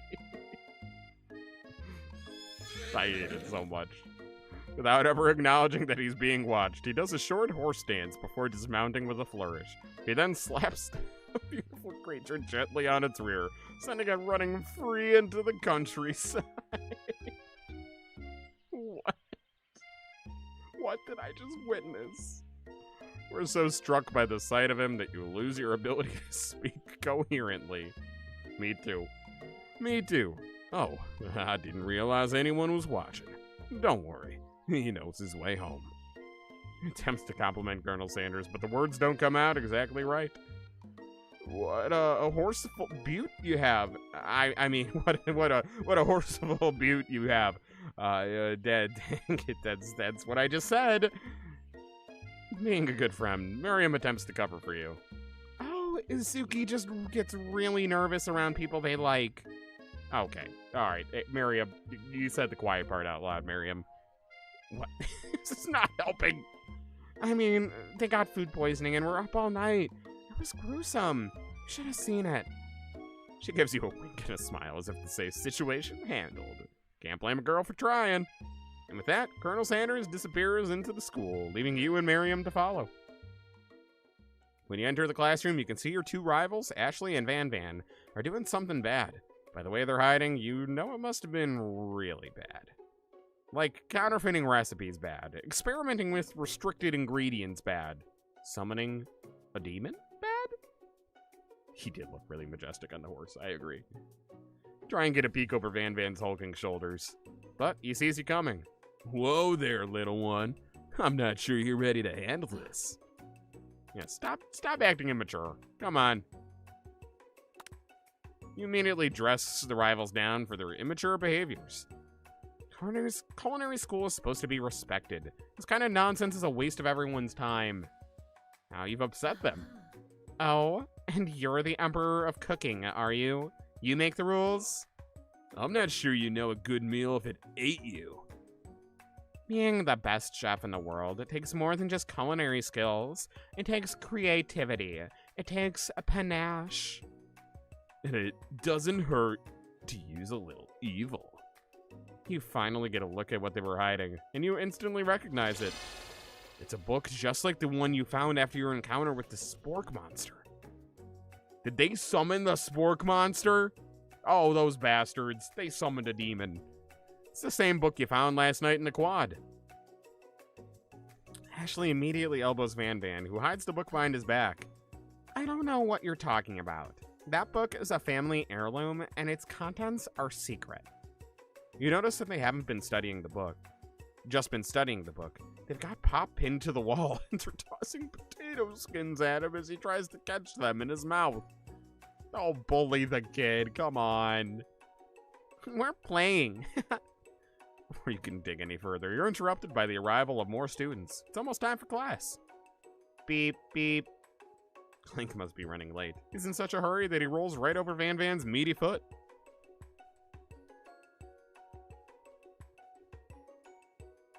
But the description of the recipe says it has all the evil influences taken out. I don't know about that. Hey, watch it, you bucket of bolts. You watch how you talk to him. He didn't do anything. Bzzz, womp. Who do you think you're talking to? I've never heard such language, not even from a stand mixer. Womp, womp. Womp, womp. No, your mother was a stand mixer. Bzzz. Van Van jumps to attack Clink, but Clink shocks Van Van, sending him flying across the room. Protect me, Colonel Sanders. These crazed men are about to come to blows. I think it must be over me, but I'm not interested in either of them. Okay, all right, Ashley. All right. Come on now. Come on, you're not a damsel in distress here. Oh, in the Sonic cookbook, there's there's Dr. Robotnik's evil cookies, but the evil influences are gone. That's funny. I like that. Ashley's tone has completely changed in an instant. She bats her eyelashes at Colonel. Surely he must know this is a ruse, right? Gentlemen, get a hold of yourselves. Save it for the arena. Or at least,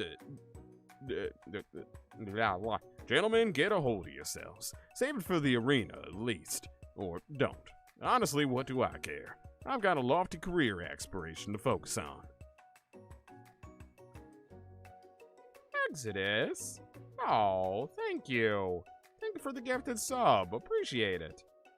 Happy Valentine's Day. Happy Valentine's Day. The description to Amy says it's a really good base recipe without the evil influences. I like that. I like when themed recipe books are like cheeky with their descriptions. Maybe I could help you with your business plan. Just then, Sprinkles arrived to signal the true start of class today. He's panting, which doesn't seem that abnormal. He's a professor, but he's also a dog. Students, please take your seats. I apologize for my late arrival. I spent the morning chasing a car all around town, and my tiny legs are very tired. But I'm here now, and I hope you're ready to learn. Rub his furry dog belly. He loves it. Oh yeah. After he catches his breath, Sprinkles regains control of the classroom. Without further ado, we'll review the global history of my favorite fowl, the chicken. You want to pay attention to the lesson? Oh, you want to pay attention to the lesson. Truly, you do. Which is why in 1776, the signing of the Declaration of Independence, it was a chicken who first signed their name. You can't help but daydream about Colonel Sanders. You missed most of the important parts. Exodus? Oh, thank you so much. Thank you. Thank you for the extra gifted subs. You're too kind. Thank you very much. I appreciate it. And I hope they all appreciate it too. Yeah, he's a good boy. He deserves all the belly rubs. When you come to, Sprinkles is holding a tray of food in front of you. Well, Izuki? Naturally, it appears to you to be a sample platter. Which item do you want to sample? I will sample a shimmering pepper. Brightly colored pepper stands out from the other items. It sparkles in a most eye-catching way. So naturally, you reach out, grab it, and eat it right away. However, your body is not prepared for the heat. Pepper has triggered an intense spice hallucination. Feels like forever as you trip through the universe. My friend. Ooh. This guy again? I'm here to give you an important message. Ooh. You must avenge my death and fulfill your destiny. All you must do is... I was saying to fulfill your destiny. All you must do is... yeah, sorry. I think I got some spice stuck in my throat. It's fine. I'll work through to fulfill the prophecy. You must... I feel like yourself beginning to regain consciousness. I love that he can just never talk. That's so funny. It's such a good bit. Aw, man. Come to and find everyone staring at you. That pepper was the last... that pepper was the last of its kind on Earth.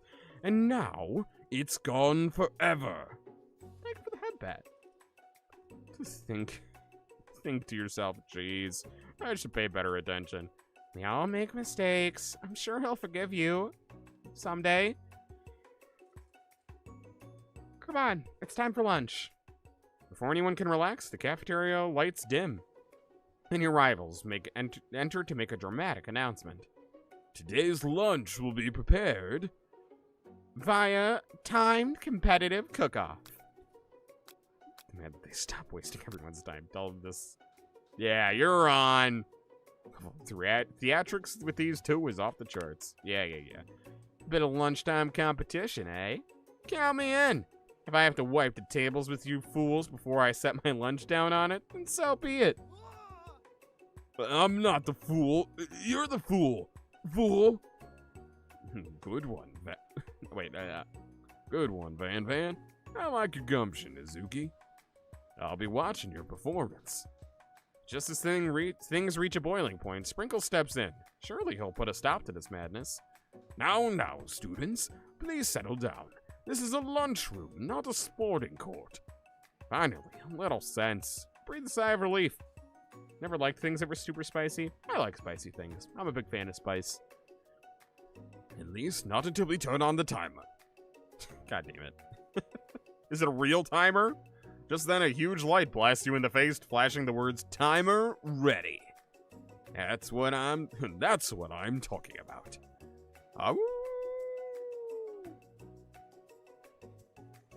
I stand corrected. The hard way builds solidly a foundation of confidence that cannot be swept away. And that's an original quote by me, in case anyone was wondering. I hope the message lifts you to victory. I was wondering every time he says something random like that if it's actually a Sanders quote. It has to be, right? Like a diamond, I was formed under pressure, and now is my chance to shine. God, I love her fit. Peak character design. I will defeat you myself. You had his chicken and you made his mashed potatoes and gravy on day one, and you're feeling like you can really impress him again here. It's time to boil some water for the potatoes. Think fast. the timer runs down, you'll be forced to pick randomly. Oh, fuck, there is a timer. Okay, okay. Which temperature does water boil at? Oh, God. Oh, God. Oh, yeah. I think it's... Oh, fuck. Oh, God, it's been so long since I had to do that. That's wrong. What were you thinking, Izuki? Get your head in the game. It must have been 100 Celsius then. You're going to need to season it. Chicken before you cook it. You don't know Colonel Sanders' recipe exactly, but you have an idea. Hype train complete. Level 2. Oh, shit. What's in the hype chest? Gotta spill the tea emote? Okay. Hell yeah. Hell yeah. Thank you for the hype. Appreciate it. Wow. I was so confused. It's been so long since I've seen a hype thing appear on Twitch. Damn. Thank you very much. I appreciate it. That's a nice little Valentine's gift. Anyway, sorry. Got distracted. I saw that pop up, and I was like, wait a minute. All right. Blah, blah, blah, blah. You don't know Colonel Sanders' recipe exactly, but you have an idea. How many herbs and spices? 11. That's right. You may not know all of the ingredients yet, but at least you're headed in the right direction. Tail wagging intensifies. Now that you've got some basic steps going, it's time to elevate your craft. What state of mind offers the most flavor? Trust? Damn it. Oh, I'm screwing this up so bad. I'm begging you to get it together. Get it? I'm a dog. It's never the wrong time for some dog jokes. All right. Classmates are rooting for you, but Ashley is simply stronger and faster than you. Better pick up the pace if you want to survive. And now as a child, your father told you to never forget where you came from. Every day you meditate on his advice and draw energy from that place. Small town where big dreams are born. Shoulder of Orion. Deep beneath the surface of the Pacific. No, no.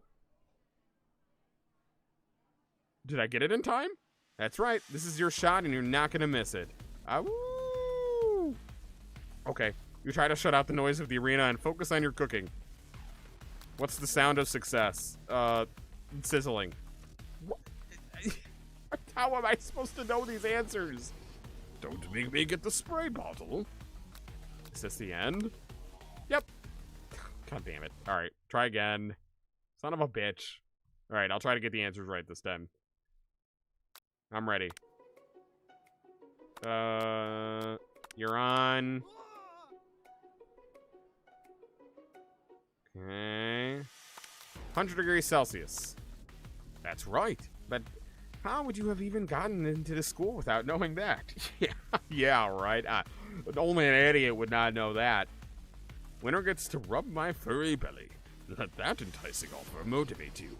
All right. 11 herbs and spices.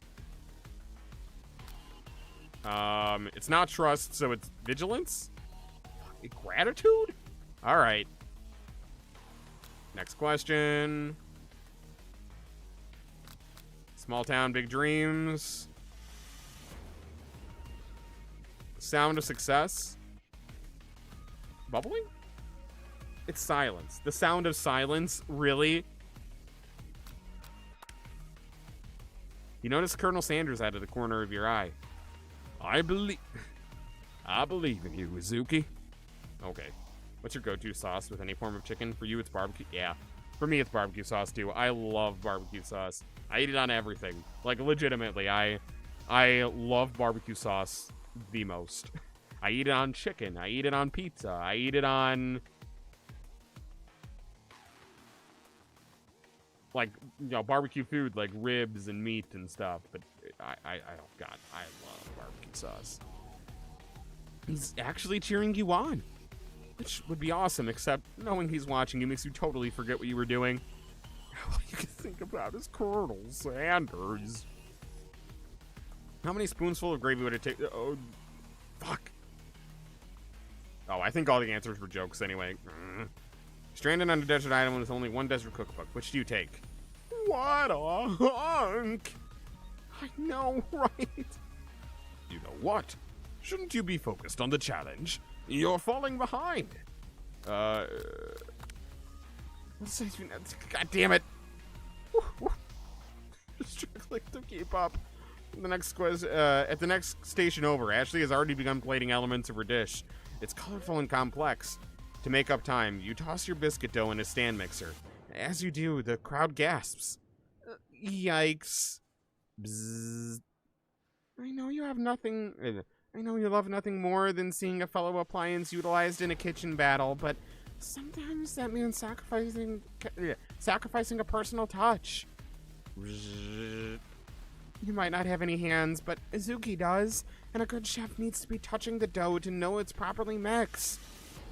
There's an easy way and a hard way. You don't get far by doing it the easy way. When you hear everyone talking, you realize how serious your error was. You immediately shove your hand into the mixer and rescue your dough before it's overmixed. Izuki, no! You're not fast enough. Your hand gets stuck and immediately crushed by the quickly spinning beaters. There's no way you'll be able to use that hand for the rest of the match. Why in the fuck would I stick my hand into a moving mixer? Turn it off. What am I, stupid? What?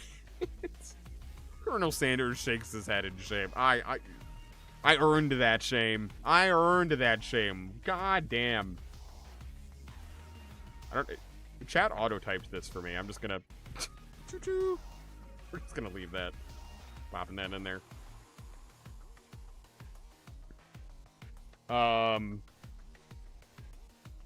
We have disappointed him. I'm so upset with myself. What you often find is the easy way can turn out much, much more difficult. Everyone stop what you're doing right now. This battle is over. It can't be. I was so close to finishing my dish. Sweetheart, look at your hand. You simply can't go on. Aw, that's too bad. And here I am with the completed dish, ready to serve. Surely that makes me winner by default. Oh, you had a hype train? Nice. Yeah, I did. Thanks to Exodus. Yeah, we did. I forgot to send the choo-choo, but yes. Probably like the barbecue chicken pizza your workplace has. I do really like barbecue chicken pizza, but it can't have onions in it. I know most barbecue chicken pizzas put onions on it, and I always have to say no onions because I don't like onion. I don't mind like onions if they're like crispy onions, you know, like the like shredded crispy onions that they'll put like on a burger sometimes or something. I don't mind those, but anything else is kind of, or like onions on a White Castle burger. But other than that, yeah.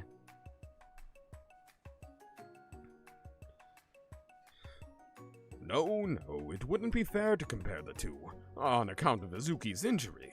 You see Sprinkles begin to lick his doggy chops as he locks onto the dish.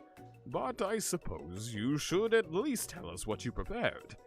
Well, because I'm the sweetest, I skipped straight to dessert. Under this white chocolate dome, you'll find a wide array of delights, taking you on a journey of flavor that tastes so good and tells such a story of excellence. Barbecue sauce, red onions, cheese, and yeah, I would get everything except for the red onions. Red onions sound gross to me. I was going to ask Izuki to do the honor, but since you're injured, I'm afraid that pouring this creamer of the delicate hot chocolate sauce might be too difficult. Colonel Sanders, if you wouldn't mind lending me your strong, steady hand. Colonel Sanders pours the hot chocolate sauce on top of the dome, causing it to melt away, revealing the ingredients hidden within. That looks so fancy, but then also it's like pathetic. Like, I always feel that way whenever I see fancy food. I'm like, yeah, it's very fancy and fun, but like, if you told me this was my entire dessert after a nice meal, I'd be like, okay, but where's the rest? This is the first bite, right? There's like 10 more of them. Like, I would be so pissed. That's literally like one bite, a non-edible flower, non-edible piece of honeycomb, and some chocolate to lick up. It's a pathetic dessert. Pathetic. Inside, you'll find a delicate fried cheese croquet atop a slice of honeycomb, ice cream 2 ways. Ice cream 2 ways? What? What does that mean? Ice cream 2 ways, tender nougat, and pearls of blueberry jelly. Colonel Sanders seems intrigued, but perhaps not impressed as he dips his finger in the chocolate sauce. Simplicity isn't your strong suit, is it, Ashley? Oh, you. as he places a sauce-covered finger into his lips. Ashley leans over and whispers something into his ear. Dab of sauce sticks to his mustache. Internalize the rage you feel. Put yourself between Sanders and Ashley. I'll internalize my rage for now.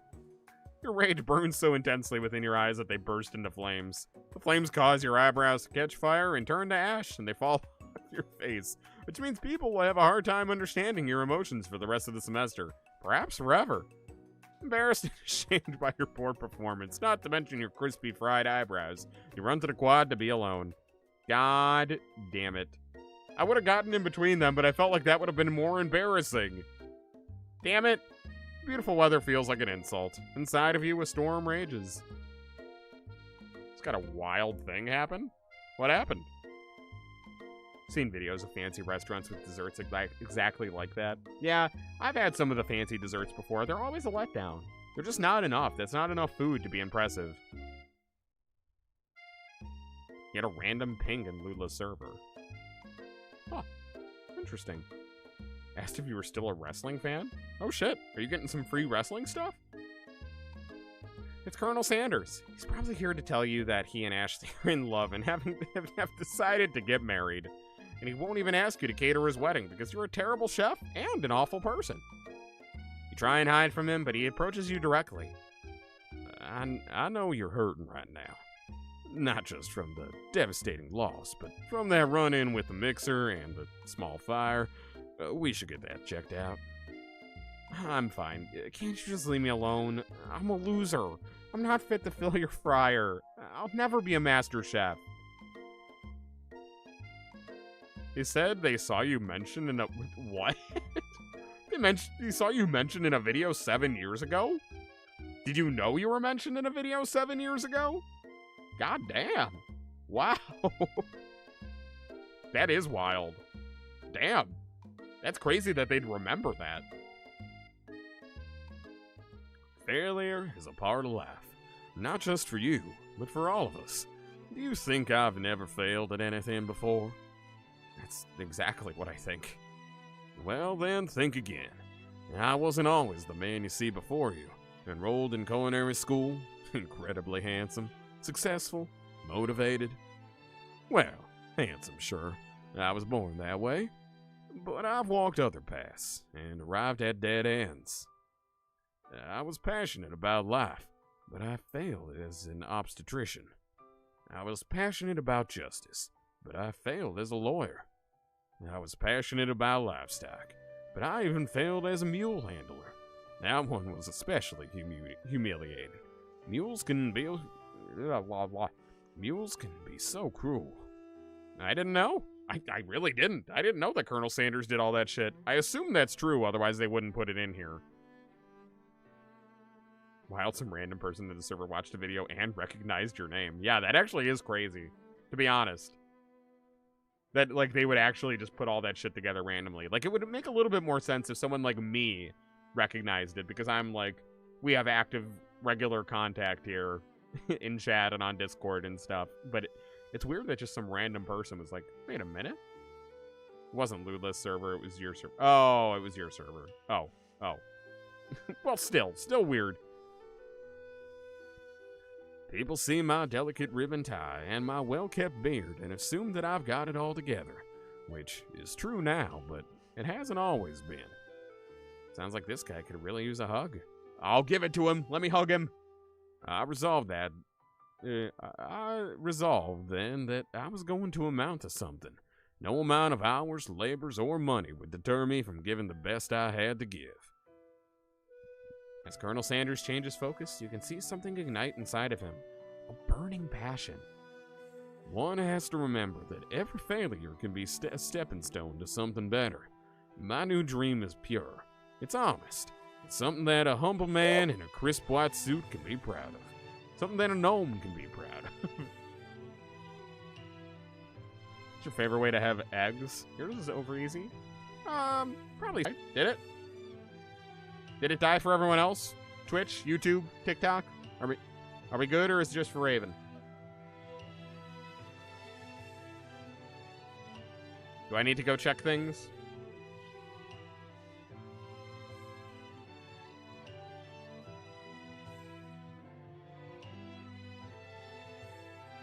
How we doing? Alright, hold on. Let me just check. The gnome killed the stream. Okay, we're back. We're back. Good. Good, good, good, good. I will create a new chain of chicken restaurants that'll bring joy to the entire world and make up for my past misdeeds. Yay! Just as your moment grows intimate, you're interrupted by a threatening, shadowy presence. Oh, god damn it, the Spork monster is back! Gorko, the Spork monster is here to fight a hero. Is anyone else feeling a bit of deja vu? I'm sorry, Gorko, but I could have sworn we already battled you last night. That was Borko, my twin, and I, Gorko, am here to avenge them. Are you stronger than Borko? Well, we're twins, so no, not really. We're pretty much exactly equal in every way. Why do you ask? Colonel Sanders smirks. He's already on the same page as you. It's just that we beat Borko pretty easily, so I don't think you have much of a chance. Not to mention, I feel really guilty about that. If I could take it back, I would. I think what Izuki is saying is, can't we just be friends? Life is too short for making enemies. I suppose we really don't need to fight. It's just I've got these pointy teeth and claws. All the better for enjoying tasty foods. Surely you like to eat, don't we all? Of course I do. Inspiration strikes and you come up with a quick idea. Chomp on this! Toss a biscuit into Gorko's open mouth and he devours it in one gulp. Delicious. You're much nicer than the evil students who once upon a time turned me into this creature who stands here today. I don't believe it. You were human once? Well, no. I was a chihuahua, but I was still a student at the school. Until one day, some mean kids with a magic spellbook cast a dark enchantment on me, and I was forever transformed. Hey, pointy teeth can be great. One of your favorite fictional characters has those. Yeah, nothing wrong with some pointy teeth. Like Ellen Joe from Zenless Zone Zero. Or like all those memes online saying like, why do men find the pointy teeth character so attractive? When ow. Please tell me I'm not the only one who's seen those memes. I'm gonna feel very called out now if I'm the only one who's seen those memes. Magic spellbook. Talking about King Bowser. In his case, pointy teeth and claws are hot. Yeah, what? Raven, come on. You of all people, I would have expected to see that meme. I've seen a meme quite a few times when saying, like, why do men find all these pointy teeth characters attractive? Wouldn't that hurt? Like, and people are, like, usually it's, like, coupled with a bunch of people making comments of, like, yeah, no, worth it. Or, like, no, yeah, the pain's the point. Like, just a degenerate bullshit. Feel like you have seen that meme. Yeah. I've seen it. I've seen it many a time. Precisely. Borko used to have a copy, but somewhere along the way I've lost it. If you find such a book, I beg of you, respect it. You're a powerful chef and shouldn't rely on such dark and evil magic. No, you should be protecting the innocent from those who would cheat them through sorcery and guile. So if you need me, don't fear. I will be there. Sounds like there are some bad cooks in the kitchen of life, Izuki. Together, you and I, Izuki, together, I am sure we can defeat them. Come back to my hideaway and we can discuss. Personal invite. Can't imagine what Colonel Sanders' home must be like, but it sounds like you're about to find out. Stepping inside.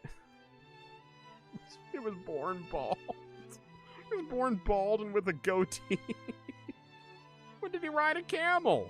What? It's time to end. I'm not doing a second stream of this, Raven, so I'm playing it through. If it's a longer stream today, that's fine. Today is just like a special bonus stream anyway. If anyone's tired, they can go to bed. That's okay. You don't need to stay through the entire thing. But I think it's a shorter game too, so I don't think there'd be enough for a full another stream anyway. Unless I'm just, I don't know, I could be wrong. Maybe I'm taking it very, very slow. But Stepping inside the Sanders home, surrounded by his things, you start to feel a special bond with him. I fuck hard with this chicken statue. Looks like you live such an exciting life. Oh, it looks like you live such an exciting life, Colonel Sanders. Every day can be an adventure, if you approach it with the right attitude. Long ago, I made a decision to never stop searching, never stop working, never stop imagining. Have you been working on any new recipes of your own lately? I'm always excited to talk about food with another ambitious chef. Am I playing the KFC dating game? Maybe. Well, there is something. It's just a side dish that I've been tinkering with, trying to find the right balance of flavors and textures. I'm not sure I've nailed it yet, but I'm close. Colonel Sanders' eyes perk up as he starts to wonder what dish he might be describing. It's meant to pair with something spicy, or something crispy. Both, perhaps? Now you've got him right where you want him. Should you reveal your new creation to him, or keep it a secret just for you? Oh, I gotta reveal it. Are you kidding me? Decide that you're ready as you'll ever be to share your original cooking with Colonel Sanders. You have to do the terrible anime dub voice. What, like the Izuki Midoriya voice? No, everyone already has a voice in this game. I already gave everyone a new voice. Before you can talk yourself out of it, you decide to dive in head first. You reach into your lunch bag for a special dish you've been keeping on ice all day. I present to you my original coleslaw. Fine. One for you. The shredded cabbage dish glistens in the light of Colonel Sanders' Lux hideaway. Magnificent! Is that better? Is that better for you? Is that close enough? Magnificent. I'm literally Izuku. Together you chow down the creamy slaw until it's just a spoonful remains in the bowl. Yeah, we're close. We're close. Do you mind if I hold on to the last bite? I'd like to have it around so I can admire its taste later and think back on this moment. Could offer to make him more, but he seems like a very sentimental kind of guy. Sure, why not? Please make yourself comfortable. I'll be back in just a moment. You realize that now would be the perfect time to do some snooping. Around the room are various items you can look at. Each item seems to radiate memories and emotions. Interesting. I hate coleslaw. The smell of it, the look of it, like, it all disgusts me. I don't know. I find it, like, rancid. I don't know why. I hate it. I hate the concept of it. Tap on an item to discover more about the Colonel. This is an urn? Take a closer look at the large urn sitting nearby on a pedestal. There's a plaque on it. It's dusty, but when you wipe it off, you can read the inscription. It says, "Here lie the ashes of all my past careers and business failures." Are we implying that he burned them to the ground? Why would he have ashes of that? Alright, interesting. One of the framed photos shows an old man who looks a bit like Colonel Sanders standing with a friend. They hold fried chicken drumsticks and appear to be cheersing them. Aw. You look closely and see where there's a short inscription. I wonder who my friend Pete is. Alright. Photo appears to be Colonel Sanders. Except he's an old man visiting the pyramids of Egypt? Maybe this is where he discovered one of his secret herbs and spices. Does he have the secret to immortality? Has he de-aged himself somehow? Or is this like a strong family resemblance that gets passed down? The Colonel's curse. An adorable little baby boy crawls across the floor. From the goatee and the mustache combo he sports, figured this must be Colonel Sanders himself. Or maybe that's the drumstick he seems to be waving like a rattle. Who frames baby pictures of just themselves? That is kind of weird. Feels like psychopath behavior. Probably the same type of person who would make their own face the logo of the company they founded. Am I right? Fair enough. I want to see what all of these are before I go in the door. What is this? Must be where he keeps the secret recipe. You think for a moment. What number is important to Colonel Sanders? Then it dawns. Yeah. Okay, alright, that seems a little obvious. As you turn the dial to 111111, the safe opens. Inside of it, you found a single note. Can chicken be prepared Sashimi style? Alright, well, that was not the secret recipe. Scented candle. I know that was an actual thing, and I really want the KFC scented candle. I have to know how it smells. Scented candle you pick up and try to identify the smell. Power tool? Freshly starched collar? Piece of wood floating in the lake? Summer of 69? No, it's one of the secret recipe ingredients. It's horse semen! Knew it. I knew it. Yep, the KFC candle exists. It does. It does. It was a thing, and I want it. I want it. I need to know what it smells like for research. I want to clarify for research, not because I want my house to smell like fried chicken, okay? Hi, Asher. Is that a comb? A lock of silver hair is woven through the teeth of the comb. Upon further inspection, you realize the hair therein isn't just silvery in color. It's actually made of spun silver. What? Are we implying that he has actual silver in his hair? Gaze out the window across the vast lake and mountain range beyond. Just then the ghost of the student pops up. Are you thinking about heading out into the world on a quest to avenge my death? Wait, what? I never even learned your name. Why would I avenge you? I could just tell you my name right now. It's... Can't you see I'm in the middle of something? Open the window crack. And the ghost is swept out with the breeze. It's so sad. Finally freed from school the rest of the year. Nice. Congratulations. Notice a very realistic stuffed chicken sitting on the corner table. When you pick it up, you realize it isn't just realistic. It's real. Taxidermy? Must have been important to Colonel Sanders when it was alive. Little note clipped to the chicken's foot reads, the true state bird of the great state of Kentucky. Alright. You open the door to Colonel Sanders' closet and find a row of his signature white suits hanging within. Take one off its hanger and try it on. The jacket is a bit big for you, but it's soft and comfortable. Give yourself a deep hug, breathing in his scent. They say that home is where the heart is. Is this what they meant? Gonna keep trying to beat King Boo tonight. Good luck, you can do it! Before you can look any further, you hear Colonel Sanders returning. He has a new dish that he's been working on, and he wants you to taste it. You try to act casual until he asks why you're wearing his jacket. I don't usually loan those out, but I must say, it does look good on you. Oh crap, the jacket! Forgot to take it off!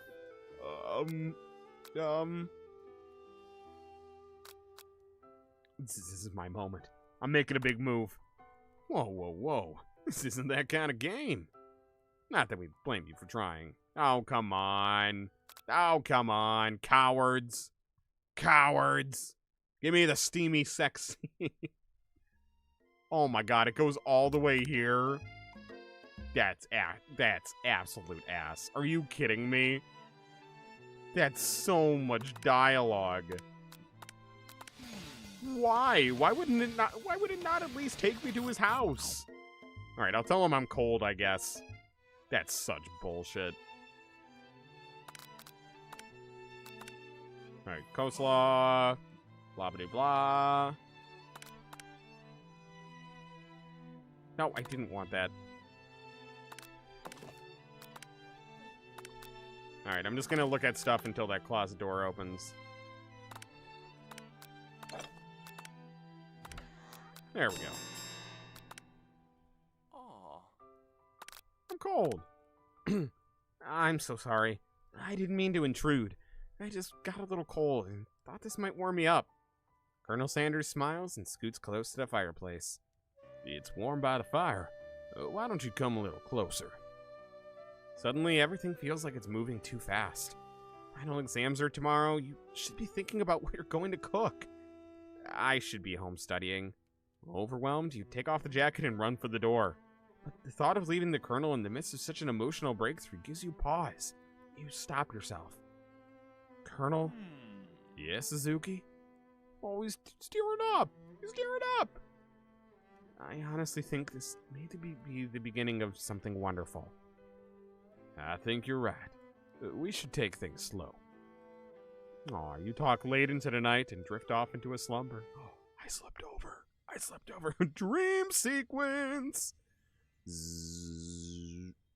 You awake to a beautiful morning in Colonel Sanders' hideaway. Did you make the right decision on how to respond to Colonel Sanders? Only time will truly tell. Today is the day that could change the rest of your life. Your thoughts are interrupted when Colonel Sanders emerges into the room. He's holding a gorgeously plated breakfast, and your mouth waters at the sight of it. Here's a simple breakfast I just whipped up. It's meticulous. Honestly, I would eat it. I don't know about a drumstick for breakfast, but the biscuit, absolutely. Taste Colonel Sanders' food, and it takes you on a journey. When you return, he's waiting to ask you for an important question. So, would you say that we're the perfect match? How presumptuous. My cuisine and your taste buds, that is. Come on, more than that. Alright, I'll flatter him. Such confidence, such grace. Could he be the world's greatest gift to cookery? You know, I think we might make a great team. A single tear begins to pool in the corner of his eye as he gazes out the window. I don't know why I keep saying glaze. And with the right business partner, I know I can't fail. Business partner? Could he be talking about you? It's all happening so quickly. Overcome with emotion and confused by your feelings, you're on the verge of tears. Unable to speak, the only answer you can find is to run out the door and get home. There's still one more day of school, after all. The University of Cooking School Academy for Learning awaits for no one. You get home to find something very surprising. Your best friend is there waiting for you. Where have you been? Because I had one heck of a night. I've been desperate to talk to you about it, but I couldn't find you. I got worried that something might have happened to you. It's okay, but now that it turns out you're fine, I can finally get you up to speed on the saga of Miriam. Sure, but you will not believe what happened to me after school yesterday. I went on a date. I think I can believe that. You dated a piece of machinery. I think I can believe that, Miriam.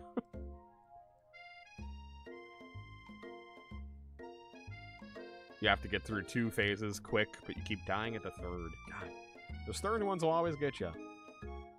I'm kind of been the same way in my run of Pikmin 2 lately. I keep getting fucked over by, like, the final boss of a cave, and it really, grinds my gears. Since I've been partnered up with Clank, he asked me to go out with him. Of course, I told him, you better keep your dials turned to polite and respectful. I'm not that kind of girl. But he was just interested in spending some one-on-one time together and getting to know me, so I said, yeah, sure, I can get to know the little metallic guy.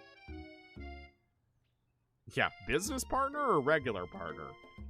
Because I think we got a little personal business to take care of, Colonel. That's all I'm saying. I want to show you some of my 11 herbs.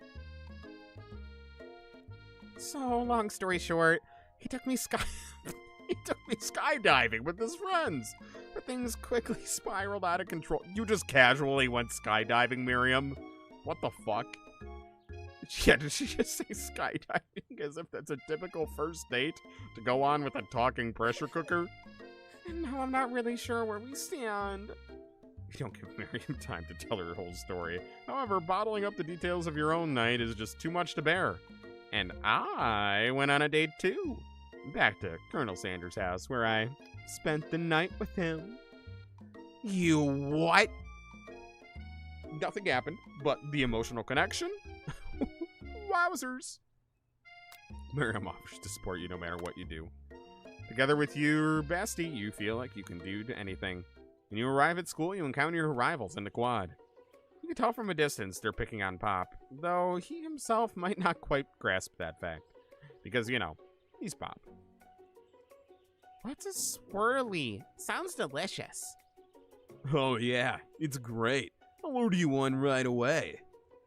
I'll have my swirly with sprinkles, please. Sprinkles is a dog and a treat.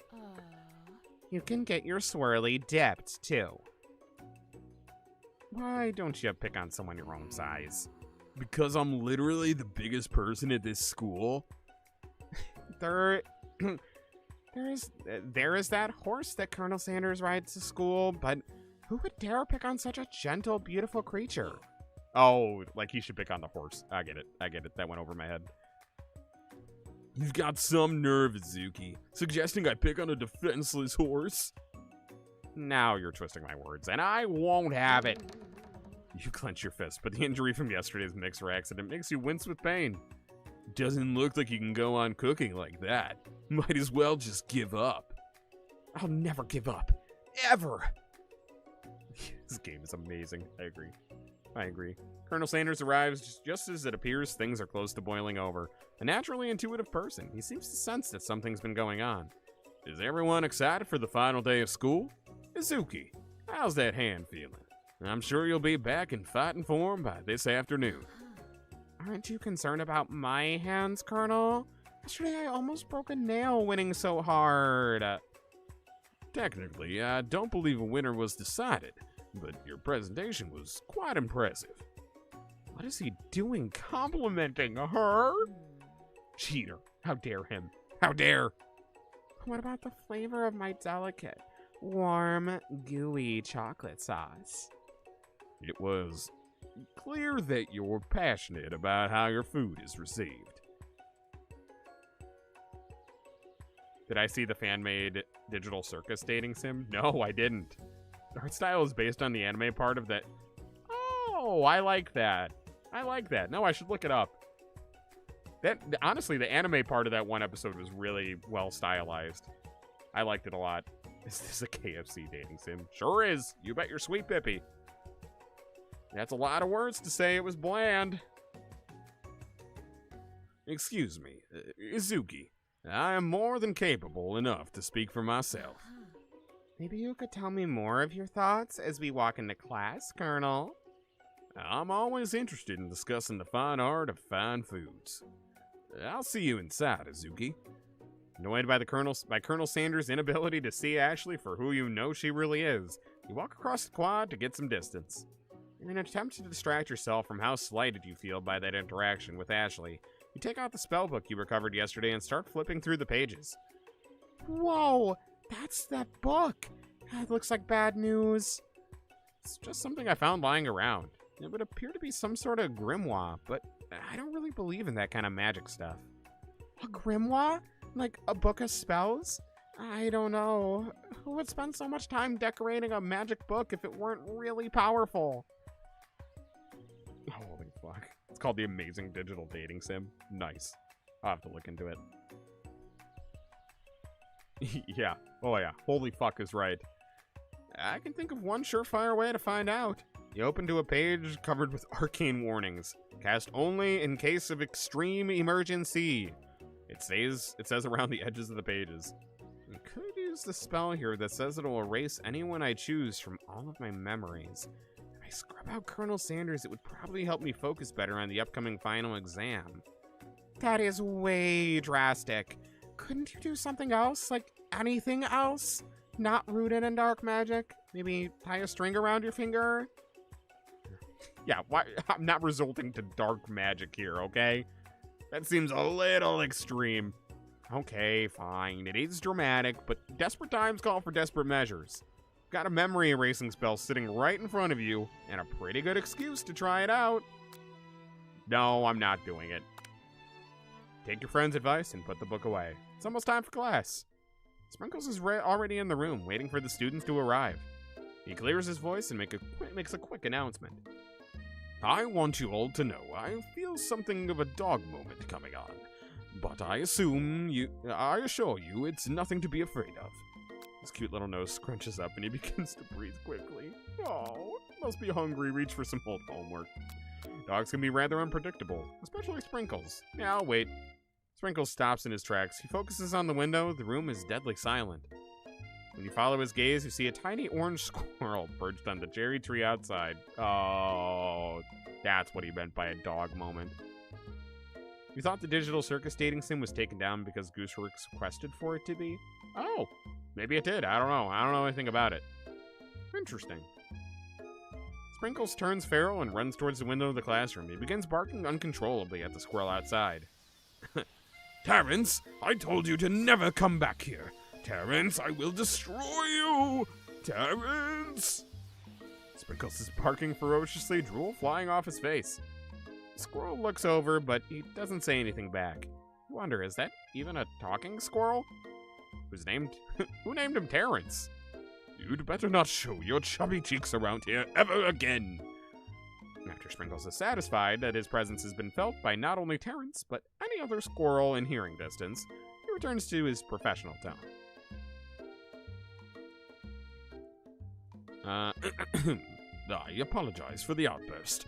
This actually brings up an important point. Thank you, Izuki, for reminding me to dole out this indispensable bit of wisdom. You see... Before he can go on any further, Miriam's love drama spills over into the class. Sprinkles is interrupted by whirs and sparks coming from the back of the room. I told you to save it for after class. Bzz, bzz. You think I wanted to be thrown from a plane strapped to a stranger? Miriam and Clank appear to be arguing, but you still haven't learned to speak Clank's language of mechanical noises. He went skydiving with her, but he didn't skydive together with her. That's the issue. Don't you have to skydive with, like, a trained professional? That's just how it goes. Goose didn't like the idea of dating sim with her characters. Oh, so it was taken down without issue. Huh. Interesting. Interesting. Is that a sentient deep fryer? Yep. His name's Clank. He's a clanker. A dirty, rotten, filthy clanker. But no, you had to show off your cool friends, Jeff and Joan. J&J forever. Watch us form a triangle in midair as we descend. Triangles are the strongest shape, don't you know? Bzz, bzz. Yeah, well, that doesn't make it a great date. Beep, weren't. Then take Jeff and Joan with you. You can all hold hands as you pedal down the mountain or off a cliff for all I care. Sad beep. Clank begins to shudder. Steam pours out of the gaps in his panels. Then a loud ding stops him in his tracks. Oh no. Oh no. Poor kid. Oh my god, she broke him. Did he just kill himself? Oh my god. Beep. Bzz. No amount of seasoning is going to make me want to eat that, Clank. Clank burps out a completely deep-fried sneaker. Considering that he himself has wheels, not feet, it's not entirely clear where it came from. Ew. In terms of deep-fried, in terms of deep friend footwear, I guess it looks okay. Clank slowly rolls out of the room to be alone with his shoe. Everyone tries to pretend like they didn't see that entire thing go down. Nothing like a loud public breakup to cast a pall over the final day of school. Well, that was unfortunate. But we mustn't get distracted from what lies ahead. The final competition showdown challenge exam. Trademark. I'm still working on the title, but you get it. Test time approaches. See you all in the arena. Before you can think about your upcoming competition, there's a very beautiful soul nearby in need of a pep talk. Hey, Miriam. Are you okay? Okay. I'm so mad I could smash my tiny mug, spilling several droplets of hot cocoa all over the floor. How could he embarrass me in class like that, in front of everyone? Her tiny cocoa is a delicious treasure, so you know that this breakup is no joke, even if the source of her frustration is such a silly boy. I know that you know this, but I'm gonna say it out loud. You don't need anyone. Me and you, we're gonna cruise through this final test and hit the carpool lane to Success City. Miriam brightens up, imagining the wind rushing through her short bangs, but she hesitates to embrace the feeling all the way. You're not going to saddle up on Colonel Sanders' stallion and ride off into the sunset without me? Of course not. Well, maybe sorta, but I'm sure there's a pony out there with your name on it. And a big ranch big enough for both of us, whoever else we want to bring along. If it's not Pop or Clank or anyone else you met today, tomorrow, or this whole year, so what? You're a special person who shouldn't settle for the first someone to show a little interest anyhow. Oof. Oh, that's a relatable comment right there. Love fun dating sims like this. Yeah, just a fun little time. That's why I wanted to finish it in one go, too. I didn't want this to be part of the official schedule. I just wanted to be a silly little hangout sesh for Valentine's Day. A little more informal than usual. Miriam gives you a big hug and wipes the tears from her cheeks. I should really review my menu for today. I'm gonna make a very special soup. And I bet that Professor Dog is gonna love it up. Yeah, fun little holiday stream, exactly. It is very, very rare. I could probably count on one hand the amount of times I've streamed on a holiday in the years I've been streaming. So, yeah, it's a rare occurrence. It doesn't happen often, so there's nothing wrong with letting it last a little longer than usual. While you were pep talking Miriam, you completely missed lunch, but that's okay, because you had a better idea of how to spend time before your exam. Decided to head to the arena early to practice a dish. This is it, the location of your final challenge. A test of will, a test of courage, a test of talent, and a chance to beat the pants off Van Van and the supposed Man and his eviler counterpart, Ashley. As planned, you begin to run through a quick test of your recipe you've been working on, Izuki's famous chicken pot pie.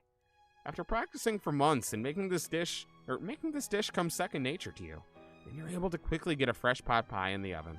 But as soon as you do, your cram session is interrupted by Colonel Sanders. Izuki? What are you doing here? There's still time before the final exam. Have I ever heard of the horror game Cooking Companions? No, I haven't. Oh, just taking it all in. I'm big into visualizing success. I'm looking at my station and picturing victory. The pot pie has begun to bake, and the smell is slowly filling the space around you. Visualizing, huh? That's too bad. I was hoping you were here cooking something delicious. You'd usually happily share your food with anyone who's hungry, but the last time you let Colonel Sanders get in your head, it cost you a cook-off. You decide that it's time to put your cooking above your romantic desires, but that decision gets hard to stick to when oven timer goes off behind you. I'll fess up. I'll be honest. Honesty is the best policy. Okay, you got me. I'm doing a little bit more than visualizing. I know. My nose can smell a pot pie from 400 yards. It's an oddly specific distance, but you expect nothing less from such an oddly specific man. You knew it was pot pie just from the smell? Not just a pot pie, but a chicken pot pie with an all butter crust. And my nose is telling me something else. Oh no, is it burning? No, I can smell that it was made with a heaping helping of TLC. But it'll probably stop burning any second now if you don't pull it out. What, Colonel? You really? You want me to pull it out? Are you sure, Colonel? The whole pot pie? All at once? I hate myself. I hate myself for saying it like that. The moment of truth. Wow. It's the best pot pie I've ever tasted. I've always loved country cooking, and I could eat this all day. There's no time left. The final showdown is about to begin. Sprinkles lays down the ground rules. There are no rules. That is, except to cook with everything you've got. You step up for the cook-off of a lifetime. You decide that mac and cheese plus pot pie you've been practicing are just the dishes that'll push you over the edge to victory. Meanwhile, both Van Van and Ashley are prepping a wildly elaborate dish, per their usual over-the-top selves. Miriam has her giant magnifying glass and several sets of tweezers. She's definitely prepped to go big, going small. Colonel Sanders seems to be harnessing his 11 herbs and spices, but he's trying to find a way to improve something perfect. His original recipe, fried chicken. I love the trademarks. Hi, Ultimate Cookie. Is that Carl from KFC? No, it's Colonel... name started with an H. Herbert Sanders? Something like that? Put it into game suggestions? Okay. I'll take a look. Thank you. The intensity in this room starts at a full 10 out of 10 with a frenzy of action. Everyone is calling out to really cool special cooking moves as they prepare their food. Wow, this is getting serious. Colonel Sanders batters his chicken as it levitates through the air. Egg wash! Miriam furiously injects ingredients into an itty-bitty pot of broth. Best friend, Baster Blaster. Van flexes his pectorals as he chops open a sea urchin. Let's rock. Let's rock and roll. Rock and roid. Ashley scoops her pastries off the tray with lightning speed. Shallow personality spatula. Even Clank gets in on it. 5-dial pressure point chicken cooking technique. Wait, yeah. When did King Clank learn to speak English? What? Man, that breakup hit him so hard that he learned a new language. Damn. What did you just join into? The greatest Valentine's date of all time. It's the singularity, as was foretold. We mustn't let it happen, or the appliance uprising will take us all. Self-destruct. No, Clank, don't do it. Don't do it, Clank. Man quickly unplugs Clank and rolls him out the back door of the arena. Oh my god. Bro was so devastated by the breakup he was going to take us all with him. Oh my god. No, whoever decided to make this game at KFC headquarters, genius marketing move.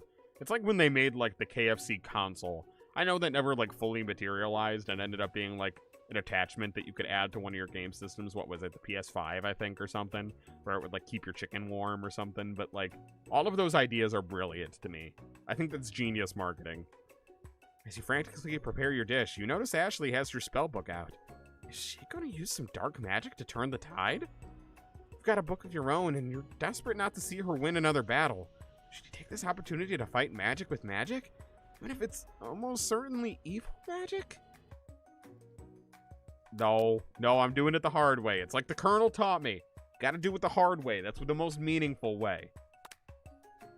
Who needs magic when you've got passion? We're gonna do it the hard way. Colonel Sanders sees that you've chosen to win on your own terms and gives you a subtle wink from across the room. Oh, we're connecting. I believe in you, Izuki. Miriam notices too. And I've always believed in you, Izuki, since we were little kids, because I'm your best friend forever. You turn to notice that Miriam is at your station, cheering for you. Miriam, what about your dish? If you're cheering here, who's cooking? Tiny food, short cook time. I'm actually already done, so I thought I'd help you. Oh, that's sweet, but Miriam tosses a handful of spices directly into your boiling noodles. It's the secret ingredient. However, she doesn't know that you lied. Oh, no. Oh, no. No, she put Eye of Newt in my noodles. No. Oh, that backfired. The boiling pot explodes, sending Miriam flying backwards. The watery noodles begin to swirl in the air, bubbling up into a dark cloud that thickens and congeals before your very eyes. The Spork Monster! He's back! Is he gonna help? It is I, Steve, the Spork Monster. Steve, wait, what happened to Gorko? Not here to battle me, are you? We Spork Monsters are many. I think Gorko had the day off, but you have conjured Steve, and I hate to battle. I'd say you're doing pretty alright. Oh, hey, you're in the middle of a cooking competition. I love this stuff. It's better than TV. You crazy kids and your culinary skills really impress me. Mind if I hang out? I'm sorry, Steve, but I've got to be in the middle of something. Do you mind? Steve the Spork Monster notices that you've got the grimoire stashed in your cooking station. You're trapped and you can't escape. You're damn right. You're damn right. Once you find your way into my stream, you're stuck here at gunpoint. Them's the rules. You forgot. Was this officially made by KFC? Yeah. I'm nearly positive it was. I'm pretty sure. I see what you're up to. Crisscross some magical items and accidentally summoned me, huh? You guessed it. Sorta. If you're here, would you mind tossing some fresh noodles in a pot of salted water? Yeah, it was. Raven says yes, it was. Ran out of paper. Oh, no. Oh, no, you really are trapped. Oh, shit. Well, Time to start using your hands, or take the shirt off your back and start using your shirt. Sorry, that's the only option. I'd love to. I've always wanted to be a top chef, actually. You know, when I was just a little spork pup back in the old country. I feel the spork monster winding up to tell a very long and involved story. You don't know exactly where they came from, but it seems like it was probably lonely there. Actually, you know what? Maybe you should watch from the stands. I really need to focus on the competition. I understand. It's kind of like the time that Monster schooled. Oh god, he's one of those that always has a story. Toss a serious stare at Steve, and he takes the hint. Never mind. I'll tell you later. Good luck. Give up and drop out of culinary school. Why? No. You summon extra power from deep within yourself. When you look up the description, it said featured Silver Fox Colonel Sanders. That is a perfect description. You can do this. Or I can do this. I have what it takes. I came here to win. Your hair turns mac and cheese orange as culinary energy flows through your body. My heart is pure. My hands are steady. My taste buds have been preparing their entire lives for... Yes, Izuki, you are the chosen one. You will avenge me. The power you've been summoning immediately fades back out. You interrupted my inspiring monologue. Sorry. My heart is pure. My hands are steady. My taste buds have been prepping their entire lives for this moment. I will show the world my cookery. You begin to levitate. There's no paper in the entire house. In a huge pinch before, I've used like tissues, like nose tissues. It's help. It can get you by sometimes. Or if you're like super, super desperate, which I wouldn't recommend, but if you're super, super desperate, you could always like do like a camping route. Use a leaf. Grab a leaf from outside or something. Wet wipes. Yeah, wet wipes. Paper towels and throw them away or something. You have nothing. Well, I don't know what to do. I don't know what to do for you. Sorry. Whoever came up with this in the company, you wonder how they pitched the idea. I have no idea. I feel like them and Taco Bell, they just have great ideas all the time. You begin to levitate off the ground, energy coursing through your body. You know that with this power, you can do anything. Except turn back time, which would be super useful, because while you were powering up, your chicken pot pie overcooked in the oven and can't be served. But don't worry, dear Izuki. You may have suffered some setbacks, but all is not lost. Impressed with your fortitude, Colonel Sanders decides that you have earned his support. I've been watching you today, and I must say, I'm truly impressed. You've been thinking on your feet and rolling with the punches. He steps up to your station and stands right beside you. I'm here to help. You managed to make his mac and cheese. All you've managed to make is mac and cheese, and time is almost up, so you're gonna need it. But Colonel Sanders, what about the test? What'll happen to you? What about the rules? Following the rules has never really been my thing. I follow my heart. What a guy. Colonel Sanders unfolds a delicate white towel to reveal the most delicious fried chicken tenders you've ever laid your eyes on. And besides, sometimes unexpected combinations can have surprising effects that surpass the individual efforts. Are you suggesting? If we combine forces, we can find the perfect we can form the perfect food union. Time is up, students. With time expired, it's the moment everyone has been waiting for. You must now prepare to present your dishes. A handful of students stand tall, but the class seems incomplete. It seems we're missing some students. Pop? Clank? From off-screen, you hear a pure and innocent giggle that can only come from one student. I'm flying! Sounds like it's coming from that broom closet over there. Miriam, would you mind? Inside of the closet, you see Pop hanging on a broom hook by the elastic of his underpants. Oh, they got him. Oh, like, they gave him a wedgie so he couldn't compete. Come on. Gino, I'm happy for you. I'm happy you got out of this alive.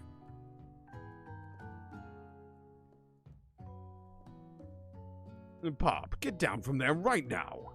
Let me guess. Did Van Van have something to do with this? When someone asks for a wedgie, who am I to refuse? I thought wedgie was a salad. Looks like Pop is eliminated from the challenge, seeing how he didn't cook anything. I can't feel my legs. May I be excused? Sure. You kids and your pranks. I must say, it's not the worst prank in UCSAL history, but it's not exactly yearbook material. Wait a second. Pranks. Pranks! Clank! Where did that pressure cooker roll off to? Wait to hear his signature word beep or other onomatopoeia, but there is none. Somehow he must have gotten unplugged, I guess. We'll have to figure that out later. How did he stay plugged in while skydiving? Hold on a minute. Hold on. If he needed to stay plugged in at all times, 1, how did he leave? 2, how did he go skydiving? Hold on. Happy Valentine's Day, Tater Tot. Welcome. Extension cord. While skydiving? Portable charger, I suppose. Perhaps. Maybe. That leaves only 4 remaining students. Please collect your final projects. Yes, it has been a long semester. Wow. 3 whole days long. But after days of hard work, the time has come for me to eat. I see why you wanted this job. Miriam, please step forward. Now, describe your dish. I've made tender udon noodles in savory soup. Oh my god. I would be pissed the fuck off if someone handed me this. My word, it's so delicate. Is that a teeny tiny Narutomaki I spy afloat in its itsy bitsy bowl? Yes, chef. Please call me Sprinkles. Chef is my father's name. Who owns a bowl that small? I mean, I feel like it'd be fun as a novelty, like cute, but like if someone actually genuinely served me that and expected me to eat it, I would be pissed. I did see the Vraska plush. Very cool. Very cool. Yes, Sprinkles, and some green tea made from baby tea leaves that I picked myself. Sprinkles carefully sniffs around the dish before opening his mouth and letting just the tip of his pink dog tongue dip into the bowl. Sublime. Would anyone else like a tea?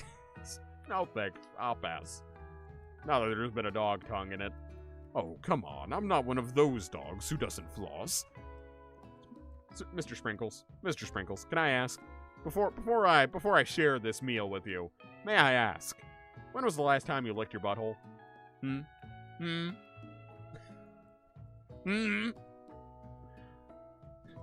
I even have a really cute electric toothbrush for dogs.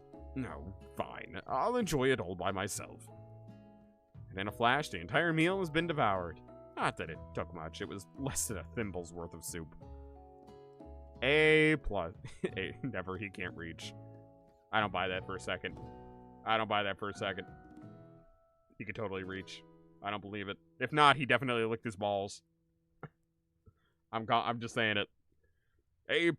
Rarely do I taste a dish with as much love poured into it as yours. That is a cool feature, Sally. That is cool. I like when plushes have, like, interactable pieces and features. Miriam is overjoyed. She gives you a huge hug. Thank you, Izuki, for helping me to believe in myself. Van, you're up. Now, describe your dish. I made uni over smooth egg custard and an axe-hewn urchin shell topped with caviar. Did you skewer one type of urchin with spines from a second different colored type of urchin? Yes, Sprinkles. A bit much, don't you think? That's exactly why I did it. A bit much is kind of my brand. Doesn't it look cool? How does a dog have better vocabulary than most people? Yeah, right. Now you're wondering if it's morally acceptable. Yeah, is it morally acceptable? Do sentient talking dogs get neutered? Fine. If he didn't lick his balls, he licked his dick, okay? Does that satisfy all your moral quandaries? Sprinkles leans in to sniff the uni, but he can't get his nose close on account of all the spikes. He begins to paw at it erratically, causing the custard to slosh around. Woof, woof. Please be gentle with my cuisine. Finally, Sprinkles goes all in, tongue first, but he can't get past all the needles. He reels back as his tongue is poked and prodded. This guy looks like a JoJo character, absolutely.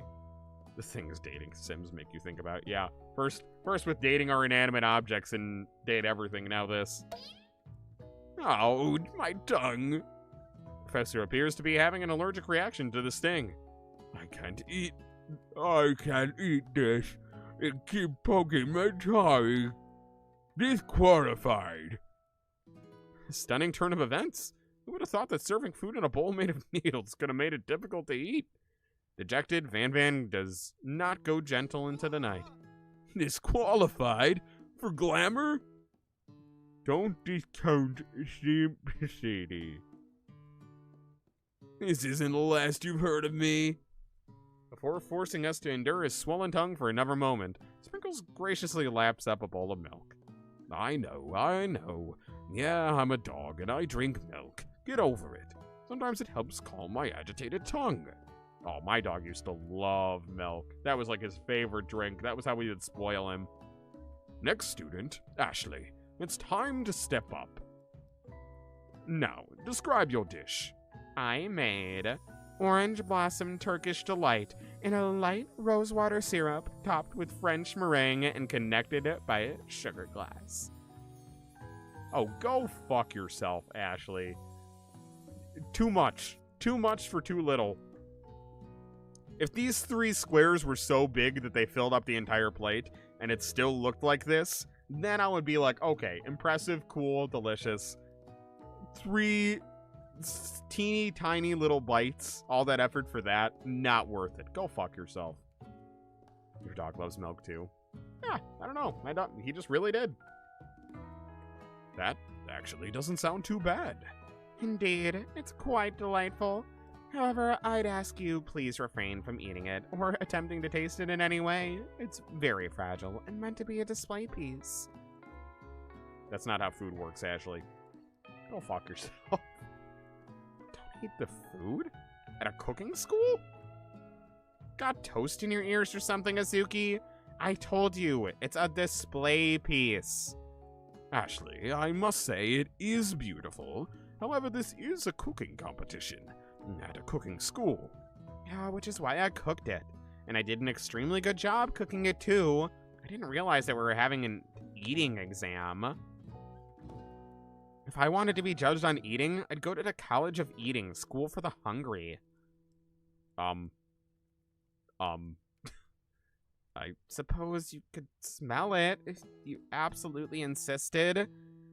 But don't breathe too hard. It might disrupt the sugar spiral. Go fuck yourself, Ashley. Does Izuki have a Valentine this year? Yeah, Colonel Sanders. Duh. If the food cannot be eaten, it cannot be judged. You are disqualified. Rage overtakes Ashley, and she finally cannot keep her two-faced routine up. You wouldn't know high-end cuisine if it cooked you. And with that, Ashley storms off to rededicate herself to being the best, but this time without being shackled by trying to be fake and nice and liked by everyone. This isn't the last you heard of me. Either. If this class gets much smaller, I'll be teaching myself. You and Colonel Sanders, the final cooks, step up together. 2 chefs? What began as a bowl of delicious mac and cheese has become something else. Did we make a famous bowl? We made a famous bowl! Look at that! Look at it! He examines it closely, sniffing and eyeing the bowl. Wouldn't that just be a homeless shelter? Hey. It's the mac and cheese bowl. I don't know that I've ever had a famous bowl with mac and cheese in it, though. They usually don't have mac and cheese. Uh-oh. I don't have a good feeling about this. From somewhere in the room, a literal drum roll plays. Just when I thought I've seen everything in the kitchen, you give me this? This thing? The mac and cheese bowl isn't good. I haven't had the mac and cheese bowl, to be honest. I've only had the famous bowl. Yeah, it is ironic that you mentioned that was the last thing you had at KFC. And completely blow me away. In my 49 dog years of life, I have never tasted anything so delicious and perfectly balanced. So delicious, in fact, that everyone passes the class. You pass, and you pass, and you get a pass. Everyone gathers around and partakes of the mac and cheese bowl. They all seem to transcend this reality into another dimension. You win. Together, you and Colonel Sanders have made a new menu item. The new menu item is so impressive that even the Van and Ashley are drawn back in by its magnetic fragrance. It's not even good. Woof. Dogs live to like 15 and 16 in human years, not in dog years. Now that you know, my dog was 17 years old. My dog was almost 18 when he passed. He was a couple months away from being 18. Dogs can get old. When they gaze upon your mac and cheese bowl, they admit that you are indeed an excellent chef. Sprinkles declares that you have passed. Everyone has passed. There were supposed to be more battles, but come on. How could they be better than this one? Now the school year is complete and everyone has graduated. The students return for one last assignment. To get their groove on. The cafeteria has been completely redecorated in order to serve as the site of the school's graduation dance. Compared to the massive high-tech look cooking arena, the humble decor seems downright cute and cozy. DJ Dog is in the house. Ow, ow, ow! You knew that Sprinkles was a master chef, but also a world-renowned turntablist? Who says you can't teach an old dog new tricks? Oh my god, Ashley, you gotta stop. You gotta stop making me forgive you for being a bitch. Oh my god, she's so hot. Look at that outfit. Oh my god, she's such a bad bitch. Oh my god. Ashley, stop it. Feeding into my type. Also, Van, I'm not ignoring you here. You are not for me, but damn, you are a beefcake over here. All right. Anyway. I feel like she cuts the boob window herself. Yeah, I feel like she would be the type too. She just like wants everyone to be looking all the time, so then she can call them out for it and say, "You were looking at something, weren't you? Weren't you?" She just wants another reason to bitch at people. Hear me out. I no hearing out necessary. Van and Ashley tell everyone they've committed themselves to righting the wrongs they did while they were the villains. Oh, absolutely. I do not need to hear you out. I'm with you. I'm the captain of the Hear Me Out team. For a moment, you actually believe them. Not another haunting. No ghosts allowed at graduation. It's clearly written in the school's bylaws. Motherfucker, that's an attractive woman, not a Hear Me Out. Yeah, but she's also a bitch. That's why it's a Hear Me Out. She's literally the villain. I was never actually a ghost. It was all a trick to get you to finally notice me. So was he just stalking me and Colonel Sanders? Did he just break into Colonel Sanders' house? Hear Me Out is reserved for objects and monsters. Fine. Bull looked exactly the same as the one in the game. Damn, well, they got the realism down. Oh, amusing. And now that everyone is together, it's the Spork monster. He's totally mellowed out. Everyone, the Spork monster is no more. From here out, I'd prefer that everyone refer to me by my new name. The Party Monster! Student tries to finish what he has to say, but everyone is too wrapped up talking to Spork. Sorry, Party Monster. Dejected, student walks off. Still never got to know his name. Maybe things didn't work out. Oh, her outfit is awesome. I love that outfit. Look at the gloves, too. Oh, I love that. That's such a cool outfit. Maybe things didn't work out for Miriam romantically, but she found love in her cooking, and, you know, she's gonna do great. The red carpet rolls out across the floor of the ballroom like a Hollywood movie premiere. Who could command such an entrance? She does look so cute. It's Pop? You arrived late to the dance, but apparently for a good reason. Walking the carpet, you see perched atop his dirty chef hat. A crown? Welcome back, Pop. I know you weren't able to complete the final exam and accept your diploma, so we had it mailed directly to your father. We figured it was the least we could do for the school's dean. Oh, now I get it. That makes a lot of sense. And we got a new wing on the school. Not to mention the honor of educating the son of Chancellor's such and such. The music at the dance is interrupted by the sound of sparking and electrical hissing. It's Clank, who has arrived late to the dance. Now that I have graduated, I can reveal my truth. Whoa, he's still doing the talking thing. I am Clank, and I am not of this earth. I am actually from a faraway planet in another dimension. What? He's an alien? He's an interdimensional alien?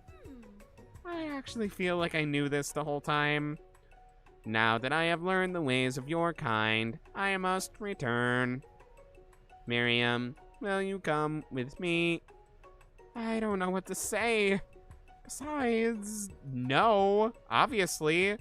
I have just begun to learn who I really am. This isn't a time for me to devote my life to figuring out who you are, Clank. You're blown away by Miriam's maturity. Pretty clear she has managed to surpass you in that regard. Damn right. Good for you, Miriam. Good for you. I understand. Kind of. Humans are weird. The portal opens up and Clank disappears through it. Alright, bye. Bye, Clank. Dirty, rotten Clanker, go back to where you belong. Finally, Colonel Sanders arrives. Howdy, classmates. He's not in his suit. Oh, he looks so weird without his suit. Just like the first day you met him. He has come prepared to feed the entire class. However, it's not enough to just give them a bucket of chicken. This time, it's a full meal. Yeah, so, you like alien cooking machines? Look at that. Oh, he made the coleslaw. I didn't get to be the most famous chicken man in the history of chicken and man, not by not reminding people to go out and buy my chicken. The end? What do you mean? We don't get to date him? Yeah, no, it's not the end. Yeah, no. As everyone feasts on their delicious chicken dinner, Colonel Sanders finds you sitting at the edge of the dance floor. Izuki, what are you doing sitting all alone? Oh, just waiting for the right person to ask me to dance. It's our moment. I wonder, might you tell me, what are the qualities that you would expect to find in such a lucky person? Off the top of my head, I don't know, spicy musk, tidy goatee, and a degree from the University of Cooking School, Academy for Learning, just to name a few. Oh, I'm being so coy. It truly is my lucky day. Would you dance with me? Yes, I would love to. As you glide across the dance floor, hand in hand with Colonel Sanders, the future stretches out in front of you. Oh yeah, no, the pause button is a chicken bucket. Absolutely it is. Yep, it has been the whole time. And once my 100th franchise is set up and running, I'll be ready to take a day off. And I'll be so glad to spend it together with you, Izuki. How sweet. We'll work together and play together. Colonel Sanders stops dead in his tracks. Work together? Well, I think this is something I need to do by myself. Oh, so I wasn't his business partner. Oh. But who will help you run the restaurants? I don't believe I need help. Besides, based on your time at school here, do you really think running restaurants is the best path forward? Could it be you found a love connection but failed to earn Colonel Sanders' respect as a chef? Can you live with only half of him? Will you be able to endure sharing him with another love? The love of an entrepreneur? I suppose I could enroll in pastry school. Oh, my dear Izuki, I'm sure that you'll find your place eventually. And along the way, you'll have me by your side. The end. He just wants me as a house husband. Yeah, I'm the trophy husband. I'm the hot piece of ass at home. All right. You know what? I'm okay with that. It was presented by KFC. There's our official confirmation. PSYOP production. There it is. I love you, Colonel Sanders. Yeah, I don't know if there's multiple endings to this game, but I will say I'm okay with that. I'm okay with not being his business partner and only being his love interest. I'm okay with that. I am okay with that. We got to fall in love with Colonel Sanders, and that was the goal. That was the goal. Beautiful. And yes, it's 11:30. We went really late. We went an hour late today, but you know what? Worth it. Worth it to get Colonel Sanders and to be his hot piece of ass. Thank you. Thank you for pointing that out. Yeah, my body had other plans. I agree. My heart was there for the chicken. My body had other plans. That's the summary of this game. Honestly, that's the summary of my entire existence, to be honest. I feel like KFC would actually do this after the whole AI chicken thing on TikTok. I love KFC. I do. Be honest, you'd be happy as long as you were married to him, even if you didn't work with him. Yeah, I don't need to work with him. Are you kidding me? Why do I need to be his business partner? Anyway, that is all we've got. So thank you guys for joining me. You fell asleep to this. You're welcome. The soothing sounds of my Colonel voice and fighting spork monsters to lull you to bed. Anyway, that's all I got for tonight. So thank you guys for joining me for this very special, extra long Valentine's Day stream. It was stupid and fun, and I enjoyed it. I had a good time. And oddly enough, it looks like there is other people playing this game right now. I was just looking to see who's live. It looks like other people are playing this game right now too, so I kind of want to raid another VTuber that's playing it. So we will raid Dicey Vim. I'm just very curious how other people are feeling about this game. Oh, hang on for a target. Do you have a target? Nah, well, no. We're good. We'll do this one for now. Anyway. Love that other people are playing this game today. Me too. Fighting what? I don't know. You'll have to watch the VOD. You'll have to watch the VOD to find out. See what parts you missed while you were sleeping. Anyway, that's all we got for tonight. So I'll see you guys again tomorrow for more Shadows over Loathing. But yeah, anyway, happy Valentine's Day, everybody. And if you're watching on TikTok or YouTube, that's all we got. But if you're watching on Twitch, we're going to go raid Dicey Vim. Yeah. I don't know anything about them, but they're playing this game too. So, yeah. Anyway, that's all we got for tonight. So, I will see you tomorrow. Until then, happy Valentine's Day, everybody.